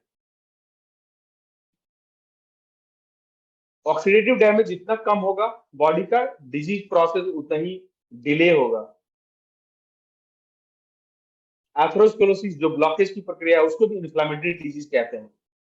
थायराइड की बीमारी, शुगर की भी बीमारी में बहुत सारे जो है पेनक्रेटाइटिस या क्रोनिक पेनक्रेटाइटिस की वजह से इंडिया में हो रहे हैं। क्रोनिक कैल्शियम या नॉन स्पेसिफिक पेनक्रेटाइटिस की वजह से हो रहा है। तो ये अप्रोच हो सकता है। उसके बाद जो डिजीज एल्डरली, जो जिनको ऑलरेडी डिजीज प्रोसेस है उसकी सिकली हो गई है, वहां पे हम सप्लीमेंट करते हैं, न्यूट्रिशनल इंटरवेंशन करते हैं और रिहैब के प्रोसेस से करते हैं। कोई सपोज कोई ऐसा पर्सन है जिसकी किडनी थोड़ी खराब है, उनका प्रोटीन का रिक्वायरमेंट आप 1 ग्राम के हिसाब से कैलकुलेट नहीं करेंगे, हाफ ग्राम से करेंगे, क्योंकि उनको थोड़ा प्रोटीन कम देना है। कोई ऑस्टियोआर्थराइटिस का पेशेंट है, साथ में उनको कार्डियक डिजीज भी है, तो वहां पे आप मस्कुलोस्केलेटल और दोनों का बैलेंस लेके चलेंगे, विटामिन डी सप्लीमेंट करेंगे और कैल्शियम मैग्नीशियम जिंक भी करेंगे, साथ में कैल्शियम डी भी करेंगे, ओमेगा 3 को प्रॉपर रखेंगे। Unless you supplement proper basic nutrition, that is very important. That's why the protein daily omega is been promoted, because protein will give you the supplemental part of the basic macronutrition। Carb part में तो आपको फिर से देखना है कि आपके plate में सिंपल कार्ब नहीं आया, कॉम्प्लेक्स कार्ब आया, होल ग्रेन के चीज का है। फैट में you have to take most of the decision कि हम सैचुरेटेड फैट ना लें, और सप्लीमेंट करने के लिए आप ओमेगा मिल रहा है जैसे आपको। मैक्रोन्यूट्रिएंट्स में मेजर जो मैक्रोन्यूट्रिएंट्स होते हैं, जो विटामिन्स होते हैं, वो आप यहाँ से ले सकते हैं। उसके अलावा स्पेसिफिक चीजें को उठाना होगा आपको for the specific requirement, and even if not specific requirement is not there, you rotate the component, because we know that we are already deficient।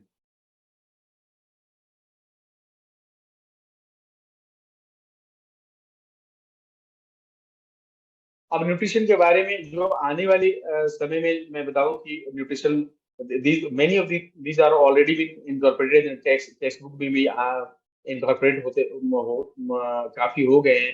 और डाइट के बारे में, न्यूट्रिशन डाइट जो मैंने बताया, DASH diet meditation, these are scientific studies जो कि बताते हैं, जो रोजमर्रा में हम साइंस में पढ़ते हैं, एग्जैक्टली वही आपको एक सिंप्लीफाइड वर्जन में आपको बताने की कोशिश की है मैंने, कि आपसे डिस्कस करने की कोशिश की कि you can change your diet and supplement in such a way that your diet become a DAS or Mediterranean diet।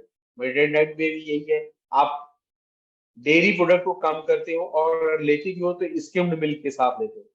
Milk लेना भी है तो स्किम्ड लेना है, होल मिल्क नहीं लेना है। डेयरी प्रोडक्ट आउट करते हो, एग में egg egg white you take and yellow part you discard. Fish always, if you're eating freshwater fish, you must take the small fishes rather than big fishes and supplement with the omega, because freshwater fish is not that rich in the omega content. Calcium, magnesium, zinc you must take, because your आपके जो sugar का health बहुत dependent है उस पर.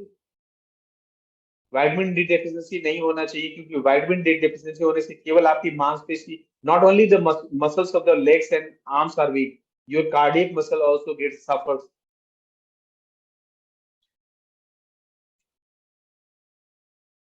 Vitamins sufficient amount में होना चाहिए, both water soluble and vitamin C in mega doses will clean the system. Take a make a batch of एक cycle होना चाहिए जिसमें कि other than the basic nutrition you are taking vitamin C in a huge doses and double doses for 20 days or 15 days, then stop, come to usual doses, because vitamin C is very important to clean the oxidative process. जितनी भी बीमारी अभी जो अगर 18 main cause, आप कहीं interact कर रहे हैं किसी से, कोई आपका प्रोस्पेक्ट है या कोई ऐसा कस्टमर है, आप इंटरेक्ट कर रहे हैं, आपको बताना है कि क्या है, तो आप अगर इनिशियल 18 डिजीजेस का नाम लेंगे तो उसमें जो इंपॉर्टेंट डिजीज है उसमें से 10 ऐसी बीमारी है जो आप न्यूट्रिशनल इंटरवेंशन की वजह से खत्म कर रहे हैं. दुनिया के जो किलर हैं, जो मौत के कारण है 50 से 60 साल की उम्र के बीच में, उसमें जो इंपॉर्टेंट रूप है 7-8 जो हैं, मैंने अभी बताया था, मैं रिकैप्सुलेट कर दूं आपको. That is lack of fresh fruits and vegetables. You can supplement those. Even if somebody is not taking vegetables regularly, if he's taking the supplement, the need is fulfilled. Lack of hand washing, can you believe it? One of the leading causes.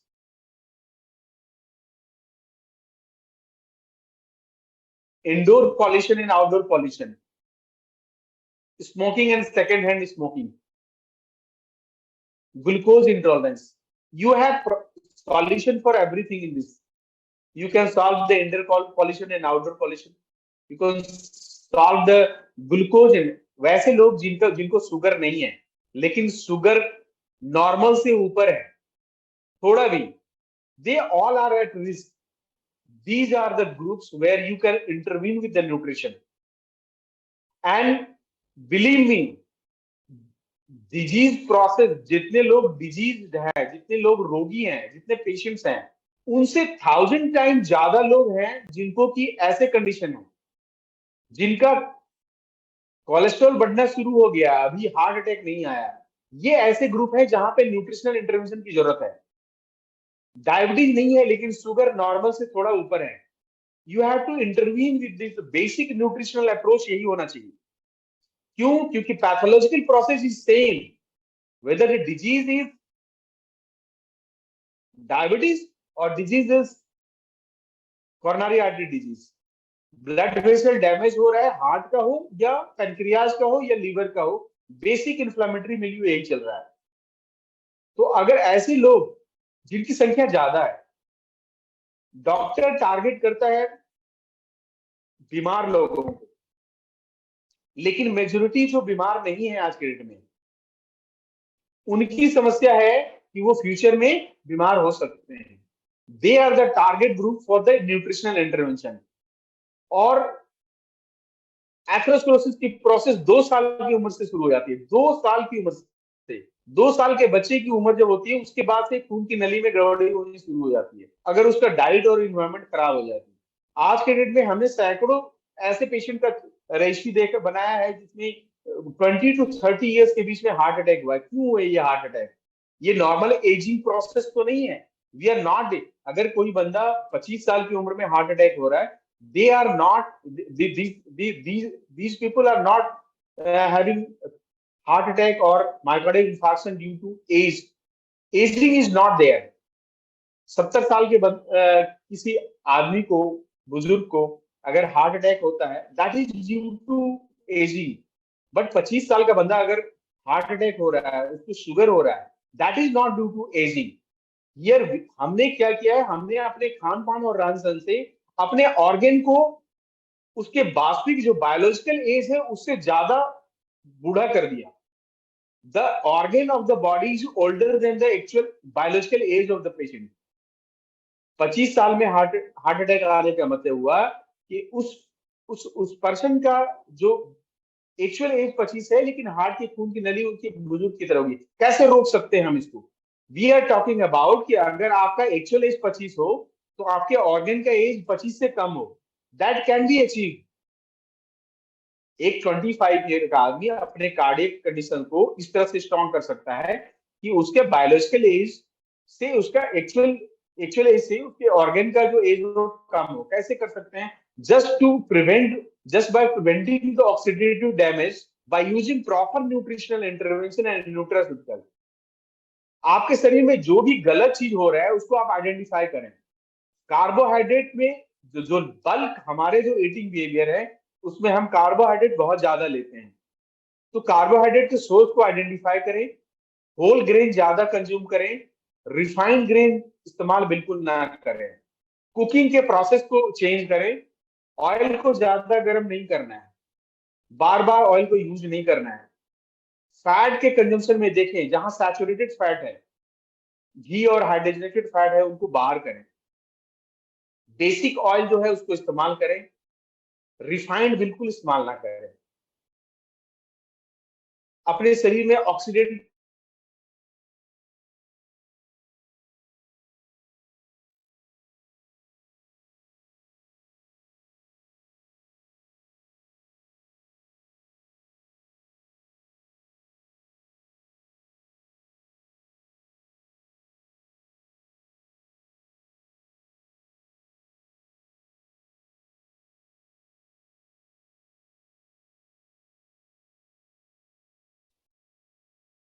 Sir आपकी आवाज नहीं आ रही है।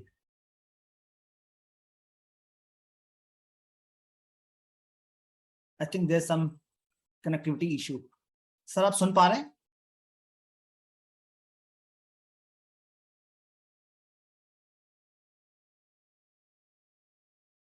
Okay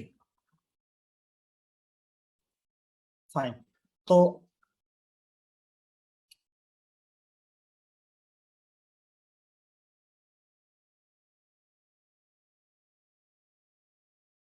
fine, so I can see some connectivity issue with the doctor. I just 1 second please.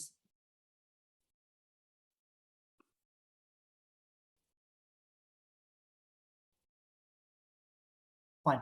तो बहुत ही शानदार जानकारी शेयर की गई जो हम लोग सुन पा रहे थे अभी। बहुत इंपॉर्टेंट जो सबसे इंपॉर्टेंट चीज जो मैं सुन पा रहा था कि आज भी मेडिकल साइंस में आज के समय में प्रिवेंशन इज मोर इम्पोर्टेंट। यानी जो शिफ्ट है, यानी पहले ये था कि दवा देकर इलाज किया जाए, और अब जो शिफ्ट है प्रिवेंशन करने का, ये बहुत इंपॉर्टेंट है। तो डॉक्टर साहब ने बहुत अच्छे तरीके से आई थिंक कि क्या करना चाहिए। तो न्यूट्रिशन का रोल है वो तो इम्पोर्टेंट है ही, लेकिन न्यूट्रिशन के साथ साथ किस प्रकार की चीजों का हम सेवन ना करें, क्या करें, ये सब चीजों को उन्होंने बहुत अच्छे तरीके से जानकारी दी है। तो होपफुली डॉक्टर साहब हमारे साथ फिर जुड़ सके, तो हम लोग तो प्रोग्राम को कंक्लूड करेंगे बाय द टाइम। जब तक सर हमारे साथ जुड़े, एक बार थोड़ा सा, बहुत ज्यादा नहीं, डिटेल में नहीं, पर प्रोडक्ट के बारे में कौन कौन सा प्रोडक्ट है हमारे पास न्यूट्रीलाइट में जो हमारे हेल्थ को सपोर्ट करता है, उसके बारे में आपसे बातचीत करते हैं। तो मैं यहाँ पे आप सभी के साथ इस वर्चुअल स्क्रीन में इन्वाइट करना चाहूंगा हमारे बिहार के ट्रेनर मिस्टर प्रशांत प्रियदर्शी को। तो प्रशांत, आप सुन पा रहे हैं मुझे? Am I audible? आप सुन पा रहे हैं? Okay nice, over to you Nitin. शुभ रात्रि के वक्त मैं शुभ संध्या कह रहा हूँ। गुड इवनिंग एवरीवन, बहुत बहुत स्वागत आप लोगों का। और जल्दी से एक लाइन में अपना परिचय दे दूं। मेरा नाम प्रशांत प्रियदर्शी है and I happen to be the senior trainer for Bihar. तो दोस्तों मैं ज्यादा वक्त नहीं लूंगा, लेकिन आज के प्रोग्राम में मेरे लिए जो टेक अवे था कि पहली बात कि बहुत सिंपल, इफेक्टिव और प्रैक्टिकल तरीके से डॉक्टर साहब ने चीजों को सामने रखा, हमारे प्रस्तुत किया। और मेरे लिए दूसरी जो टेक अवे की चीज थी कि एक बार फिर से इन्होंने हमारी मेमोरी को रिफ्रेश किया जहां पे हम 3 महत्वपूर्ण चीजों को समझ पाए। पहली इन्होंने बात की कि जो लोग पहले से स्वस्थ हैं उनके लिए प्रिवेंशन की बात है कि कैसे हम उसको आने वाले जो लाइफस्टाइल रिलेटेड जो डिजीजेस हैं उनको हम प्रिवेंट कर सकते हैं। जो लोग बॉर्डरलाइन केस पे हैं, जिनके साथ ये शुरुआती दौर है, they have just entered into some difficult proposition in terms of health, तो वहां पे हमने इसको डिले करने की बात की कि इसको कैसे थोड़ा सा टाला जा सकता है, डिले किया जा सकता है। और तीसरे लेवल पे तो जब डैमेज ऑलरेडी हो चुका होता है तो फिर करेक्शन की बात की। तो यहाँ पे पहले लेवल पे एंट्री पॉइंट पे ही इन्होंने एक और चीज को बहुत अच्छे तरीके से सामने रखा कि आज के दौर में इंफॉर्मेशन पे जो इजी एक्सेस है उसकी वजह से हम दूसरों पे निर्भर नहीं हैं और आपको बड़ी आसानी से और कम समय में हम खुद ही ये जान लेते हैं कि हमें कौन सी चीज कहाँ से ढूंढनी है और उस पर कितना पता करना है। और आज के दौर में, आज के जीवन शैली में जो फास्ट पेस्ड लाइफस्टाइल हम लीड कर रहे हैं, वहां पे आपको जो न्यूट्रास्यूटिकल का इंटरवेंशन जो है ये पहले से ज्यादा बेहतर हुआ है। Now it is well accepted, लोग इसको स्वीकार करते हैं, जानते हैं और प्रिवेंशन का काम करते हैं। तो जल्दी से allow me to share my screen कि आज जो बातें हुई हैं हार्ट हेल्थ को सपोर्ट करने के ऑब्जेक्टिव से, अगले 5 से 7 मिनट में हमारे पास जो प्रोडक्ट्स का जो बंडल है एक नजर डाल लेते हैं। चिंता मत कीजिए, हम सारे प्रोडक्ट के सारे फीचर्स की चर्चा नहीं करेंगे। हम इन प्रोडक्ट्स के केवल उन्हीं बेनिफिट्स को हाईलाइट करेंगे जिनका हमारे हार्ट हेल्थ के साथ कोई कनेक्शन है, कोई रोल है। तो बिना कोई समय जाया किए फटाफट शुरू करते हैं। क्योंकि डॉक्टर साहब ने टिपिकली आपको ग्लूकोज की बात की कि ग्लूकोज का लेवल बढ़ने से, ब्लड स्ट्रीम में ग्लूकोज का लेवल बढ़ता है तो कैसे प्रॉब्लम होता है, थायराइड की बात की, possibly we also talked about weight management की, वजन बढ़ने से भी दिक्कत आ सकती है। तो जल्दी से अगर हम अपने प्रोडक्ट बास्केट पे एक सोल्यूशन सेंट्रिक अप्रोच के तहत बात करें तो यहाँ पे हम देखते हैं कि सबसे पहले, not necessarily in order, garlic है, न्यूट्रलाइट गार्लिक। गार्लिक क्यों जरूरी है कि लहसुन के अंदर एलिसिन नाम का एक मुख्य क्रियाशील तत्व पाया जाता है जो हमारे ब्लड स्ट्रीम में मौजूद जो तीनों लिपिड्स होते हैं, कोलेस्ट्रॉल, ट्राइग्लिसराइड और लाइपोप्रोटीन, जो ऑलरेडी नॉर्मल रेंज में है, उसको लंबे समय तक नॉर्मल रेंज में रखने में मदद करता है। तो this product is helpful, directly helpful in this manner. दूसरा कैलमैक डी प्लस, मैं सुन रहा था कि ये बात कर रहे थे कि काफ मसल में जो पेन होता है तो ये हमेशा, ये जो मस्कुलर या बोन का जो पेन होता है, ये आपको जरूरी नहीं है कि मस्कुलर या बोन का डायरेक्ट प्रॉब्लम हो। कई बार वहां पे ब्लड वेसल्स में रक्त संचार की कमी की वजह से भी या कोलेस्ट्रॉल के डिपोजिशन की वजह से भी ये दिक्कत होती है। तो कैल्शियम के बारे में इन्होंने पहले भी कहा कि कैल्शियम जो है, हम वैसे भी जानते हैं कि मांसपेशियों के संकुचन में मदद करता है। हमारा हार्ट भी एक मस्कुलर ऑर्गन है जो कॉन्ट्रैक्ट करके ब्लड को अच्छे तरीके से पंप करता है। तो कैल्शियम के लगातार सेवन से हम ये सुनिश्चित करते हैं कि हमारा जो हार्ट मसल है वो प्रॉपरली कॉन्ट्रैक्ट करे और ब्लड को पंप करे। दूसरा, कैल्शियम मैग्नीशियम का एक और रोल है कि ये हमारे हृदय को सही रिदम के साथ धड़कने में मदद करते हैं, तो इसलिए ये एसोसिएटेड है। मधुनाशनी, चूंकि हमें मालूम है कि अगर हमारे ब्लड स्ट्रीम में ग्लूकोज का लेवल बढ़ेगा तो फिर लंबे समय तक एलिवेटेड ग्लूकोज लेवल जो है ये हमारे ब्लड वेसल्स को भी डैमेज करता है। कहते ही हैं कि diabetes is ultimately the mother of all diseases, सारे अंगों को ये डैमेज करता है। कमर के आसपास जो चर्बी जमा होती है, जो लिपिड होता है, लिपिड का डिपोजिशन होता है, वो भी आगे चल के हृदय के लिए नुकसानदेह होता है, कार्डियोवास्कुलर स्ट्रेस पैदा करता है। तो मधुनाशनी, शुंठी और त्वाक जो हमारा हर्बल रेंज का प्रोडक्ट है, यहाँ पे हम ऐसे लोगों को टारगेट कर सकते हैं जिनका ट्राइग्लिसराइड, कोलेस्ट्रॉल पहले से बढ़ा हुआ है, या फिर कोई प्री डायबिटिक है, या फैमिली में किसी की डायबिटीज की हिस्ट्री है, किसी की उम्र 45 साल या उससे ज्यादा है, तो उन लोगों को देके ग्लूकोज लेवल को हम रेगुलेट थोड़ा सा कर सकते हैं। अगर नॉर्मल रेंज में है तो अगेन इसको हम लंबे समय तक नॉर्मल रेंज में रखने में मदद कर सकते हैं। Next up is CH balance, नाम ही इसका बता देता है, cholesterol balance.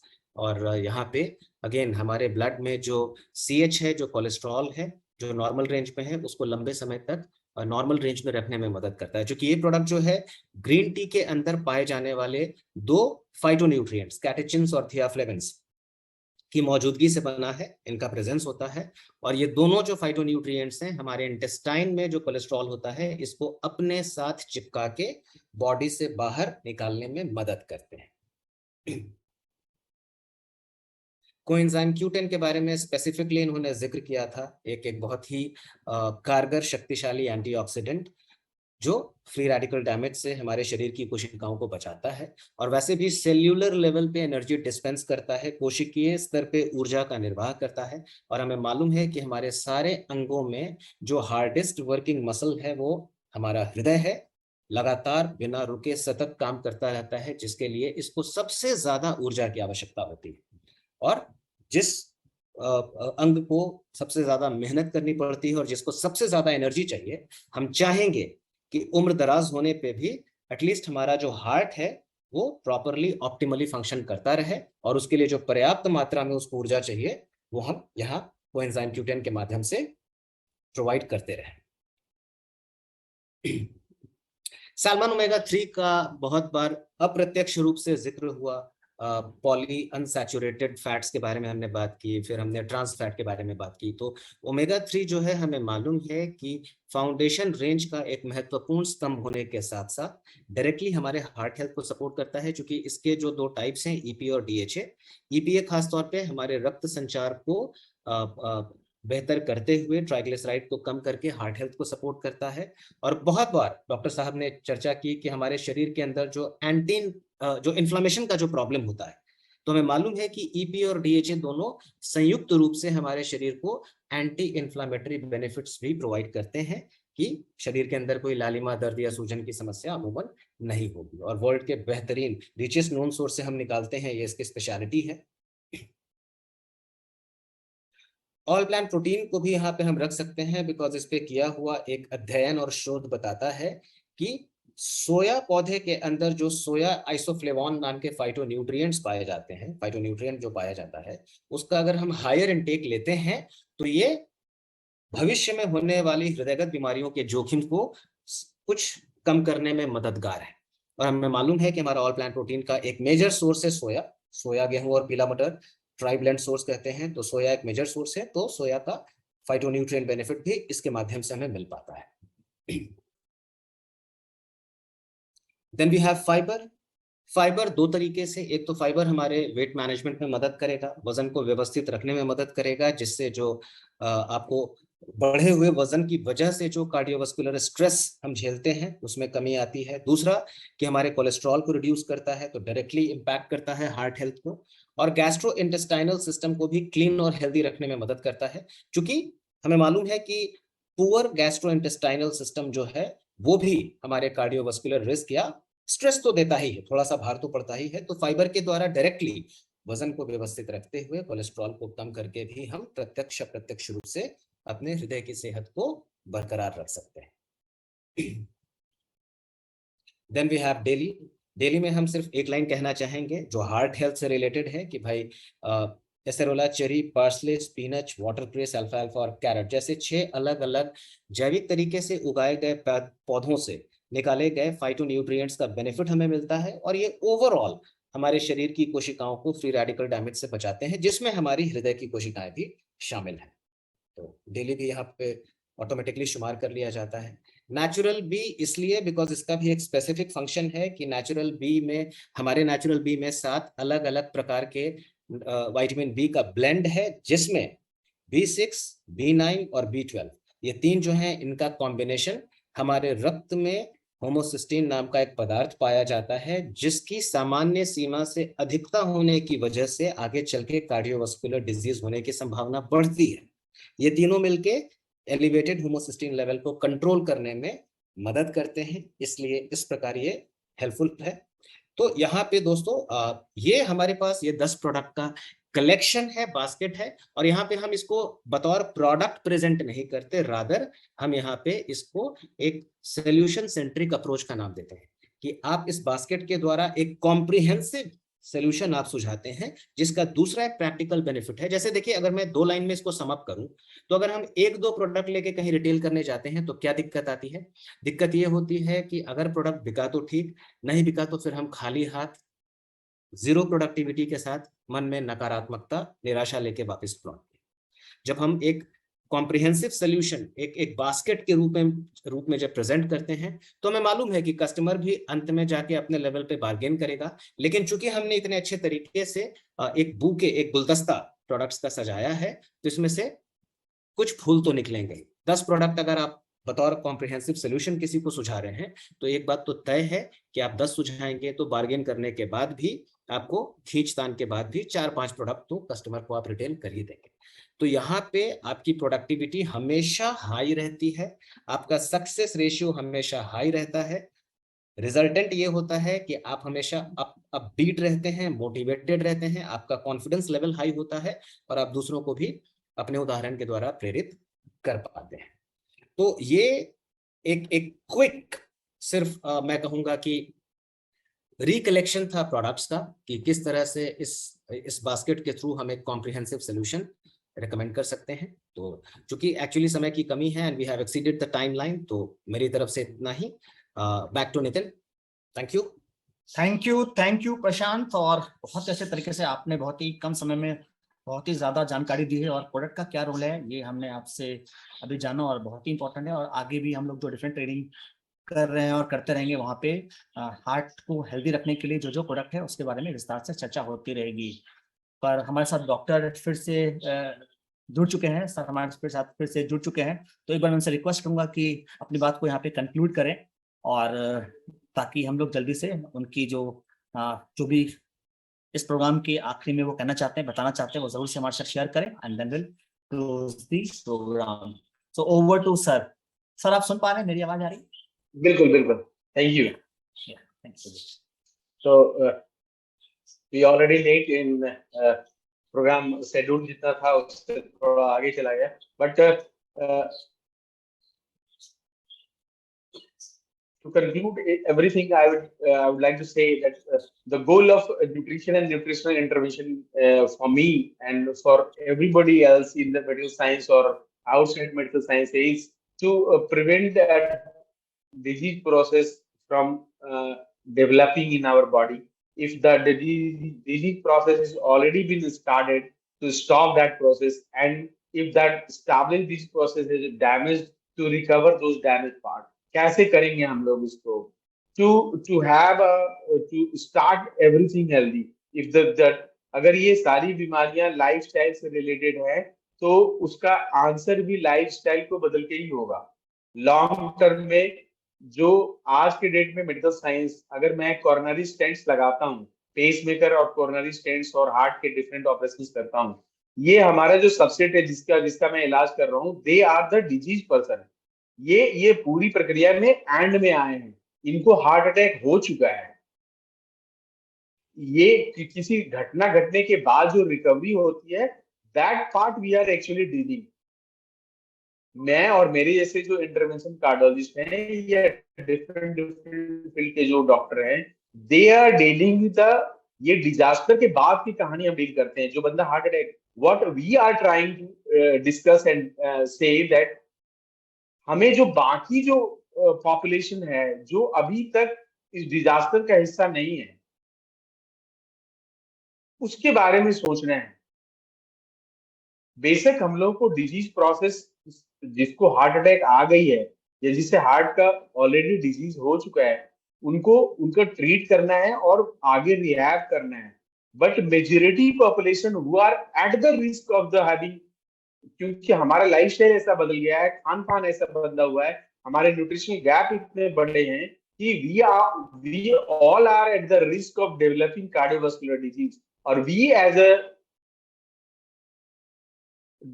a health professional and other people who are involved in the nutrition and nutraceuticals, we have a responsibility कि हम बाकी जो पॉपुलेशन है उनके लाइफस्टाइल में ऐसा बदलाव करें, उनके न्यूट्रिशनल गैप को फुलफिल करें, न्यूट्रिशन को इस तरह से सप्लीमेंट और न्यूट्रास्यूटिकल से सप्लीमेंट और इंटरवीन करें, सो दैट ये डिजीज प्रोसेस स्टार्ट ही ना हो। अगर स्टार्ट हो तो अर्ली इसको हम टैकल कर पाए। और करने का जो तरीका है, जो बेसिक मेथड्स हैं, वो सेम रहेंगे। आपको न्यूट्रिशन में से वो सारी चीजें लेनी है जो डिजीज प्रोसेस के किसी पार्ट को रोकते हैं। आप डाइट में बेटर कार्बोहाइड्रेट, फैट और sources of vitamins and antioxidant का चुनाव करते हैं, ज्यादा से ज्यादा फाइटोन्यूट्रिएंट वाले सोर्स का चुनाव करते हैं, फ्रेश फ्रूट और वेजिटेबल्स और फिश का चुनाव करते हैं। ये पहला कड़ी है। उसके बाद जो गैप हो गया, जो चीजें आपके प्लाटर में खाने के थ्रू नहीं आ रही, उसको आप सप्लीमेंट करेंगे, supplement that with the nutraceutical, that will be a routine process in your eating habit। और ये किसी को भी समझाना होगा कि अगर आपको आगे जाके बीमारी को रोकना है तो न्यूट्रिशन को अर्ली स्टार्ट करना होगा। उसमें से कई लोग ऐसे होंगे जिनका नीड ज्यादा होगा, उनके डोज को आप जब आप रिसर्च में जाएंगे तो जो मैक्सिमम डोज है उस तरफ ले जाएंगे, और जो डिजीज प्रोसेस में नहीं है अभी तक, उसे जो हेल्दी हैं उनको मेंटेन करने के लिए जो सप्लीमेंटल डोज जो हम सीखते हैं इसमें, या जो हर प्रोडक्ट के डिस्क्रिप्शन में आता है उसके हिसाब से करेंगे। और तीसरी बात होती है, वैसे लोग जो रिकवर कर रहे हैं उनको प्रॉपर न्यूट्रिशन देना जरूरी है। क्यों? Medicine works only through the system of the our body. जो दवाइयां हम लेते हैं या जो इलाज हम करते हैं वो भी हमारे बॉडी के प्रोसेसेस को इस्तेमाल करके ही हमारे शरीर पे काम करता है। उस प्रोसेस को चलाने के लिए न्यूट्रिशन चाहिए होता है, और न्यूट्रिशन आप सप्लीमेंट करेंगे तो medicine will work better. So even for the disease person you have to optimize the internal environment। आपके शरीर के सारे ऑर्गन सिस्टम प्रॉपर तरीके से फंक्शन करें, उसके लिए उनको जो ईंधन है, जो फ्यूल है, जो बेसिक इंग्रेडिएंट है आपके डाइट का, वो प्रॉपर मिलना चाहिए। आपने अगर अपने न्यूट्रिशन को पूरी तरह से ठीक से नहीं दिया, आपका न्यूट्रिशन अगर डेफिशिएंट है, तो you are running a machine और running a car without fuel. एक गाड़ी आप चला रहे हैं जिसमें कि फ्यूल नहीं है, अगर फ्यूल है भी तो वो डिफेक्टिव फ्यूल है। एक डीजल है जिसमें कि कैरोसिन ऑयल मिला के आप गाड़ी को चलाएंगे तो आपकी कार बहुत दूर तक नहीं चलेगी। ग्रॉसली हम समझे तो डिजीज प्रोसेस को रोका जा सकता है। डिजीज प्रोसेस, किसी को डिजीज हो गया तो उसको रिवर्स भी किया जा सकता है। आज के डेट में, आज की तारीख में ये एक ट्रूथ है, एक एस्टैब्लिश साइंटिफिक फैक्ट है कि कोई अर्ली डायबिटिक को हम रिवर्स कर सकते हैं, फुल ब्लॉन डायबिटिक को भी दवाइयों को कम कर सकते हैं, कार्डियक प्रोसेस को डिले कर सकते हैं, रिकवर कर सकते हैं, इवन कार्डियक मसल का वीकनेस को इंप्रूव करा सकते हैं। With all these I would like to conclude here and say stay healthy and eat healthy. Thank you. वाह, super, very awesome, thank you very so much sir. बहुत ही आसान तरीके से आपने बताया। यानी मैं ये कहूँ, जरूर से कहूँगा कि जितना भी डिफिकल्ट टॉपिक है, जितना भी ये हार्ड चीजें, उसको आपने बहुत ही सरल तरीके से आपने यहाँ पे बताया है, और कई सारी चीजें हमें यहाँ पे जानने को मिला, क्योंकि हम लोग भी डिफरेंट ट्रेनिंग करते हैं और जरूरत पड़ती है कि बहुत सारी चीजें आपसे बताई जाए। पर आपने जो इनपुट दिया है, जो चीजें बताई, वो निश्चित तौर पे हमारे लिए जो अगला सेशन होगा वो थोड़ा ज्यादा आसान रहेगा, और बहुत सारी चीजें मैं एक बार फिर से अपने डिफरेंट ट्रेनिंग में शेयर कर पाऊंगा। तो आपका सर आज के इस प्रोग्राम में जुड़ने के लिए बहुत बहुत धन्यवाद। आई डू अंडरस्टैंड कि आप इतने बिजी हैं और इतना समय निकालना बहुत ही मुश्किल होता है, तो आपने हमारे लिए, आप सभी के लिए समय निकाला और हमारे साथ बने रहें। मैं फिर से आपका जोरदार और बॉटम ऑफ हार्ट आपका जरूर से धन्यवाद करना चाहूंगा। और मैं चाहूंगा कि जितने लोग यहाँ पे हैं, एक बार मैं सबको अनम्यूट कर रहा हूँ, तो अनम्यूट करके एक बार हम लोग ताली बजाकर सबका थैंक कर सकते हैं। तो मैं यहाँ पे एक बार सभी को अनम्यूट करता हूँ। Just 1 minute time. मैं यहाँ से मैंने आपको अनम्यूट करने के लिए यहाँ दे दिया। Thank you, sir. Thank you, sir.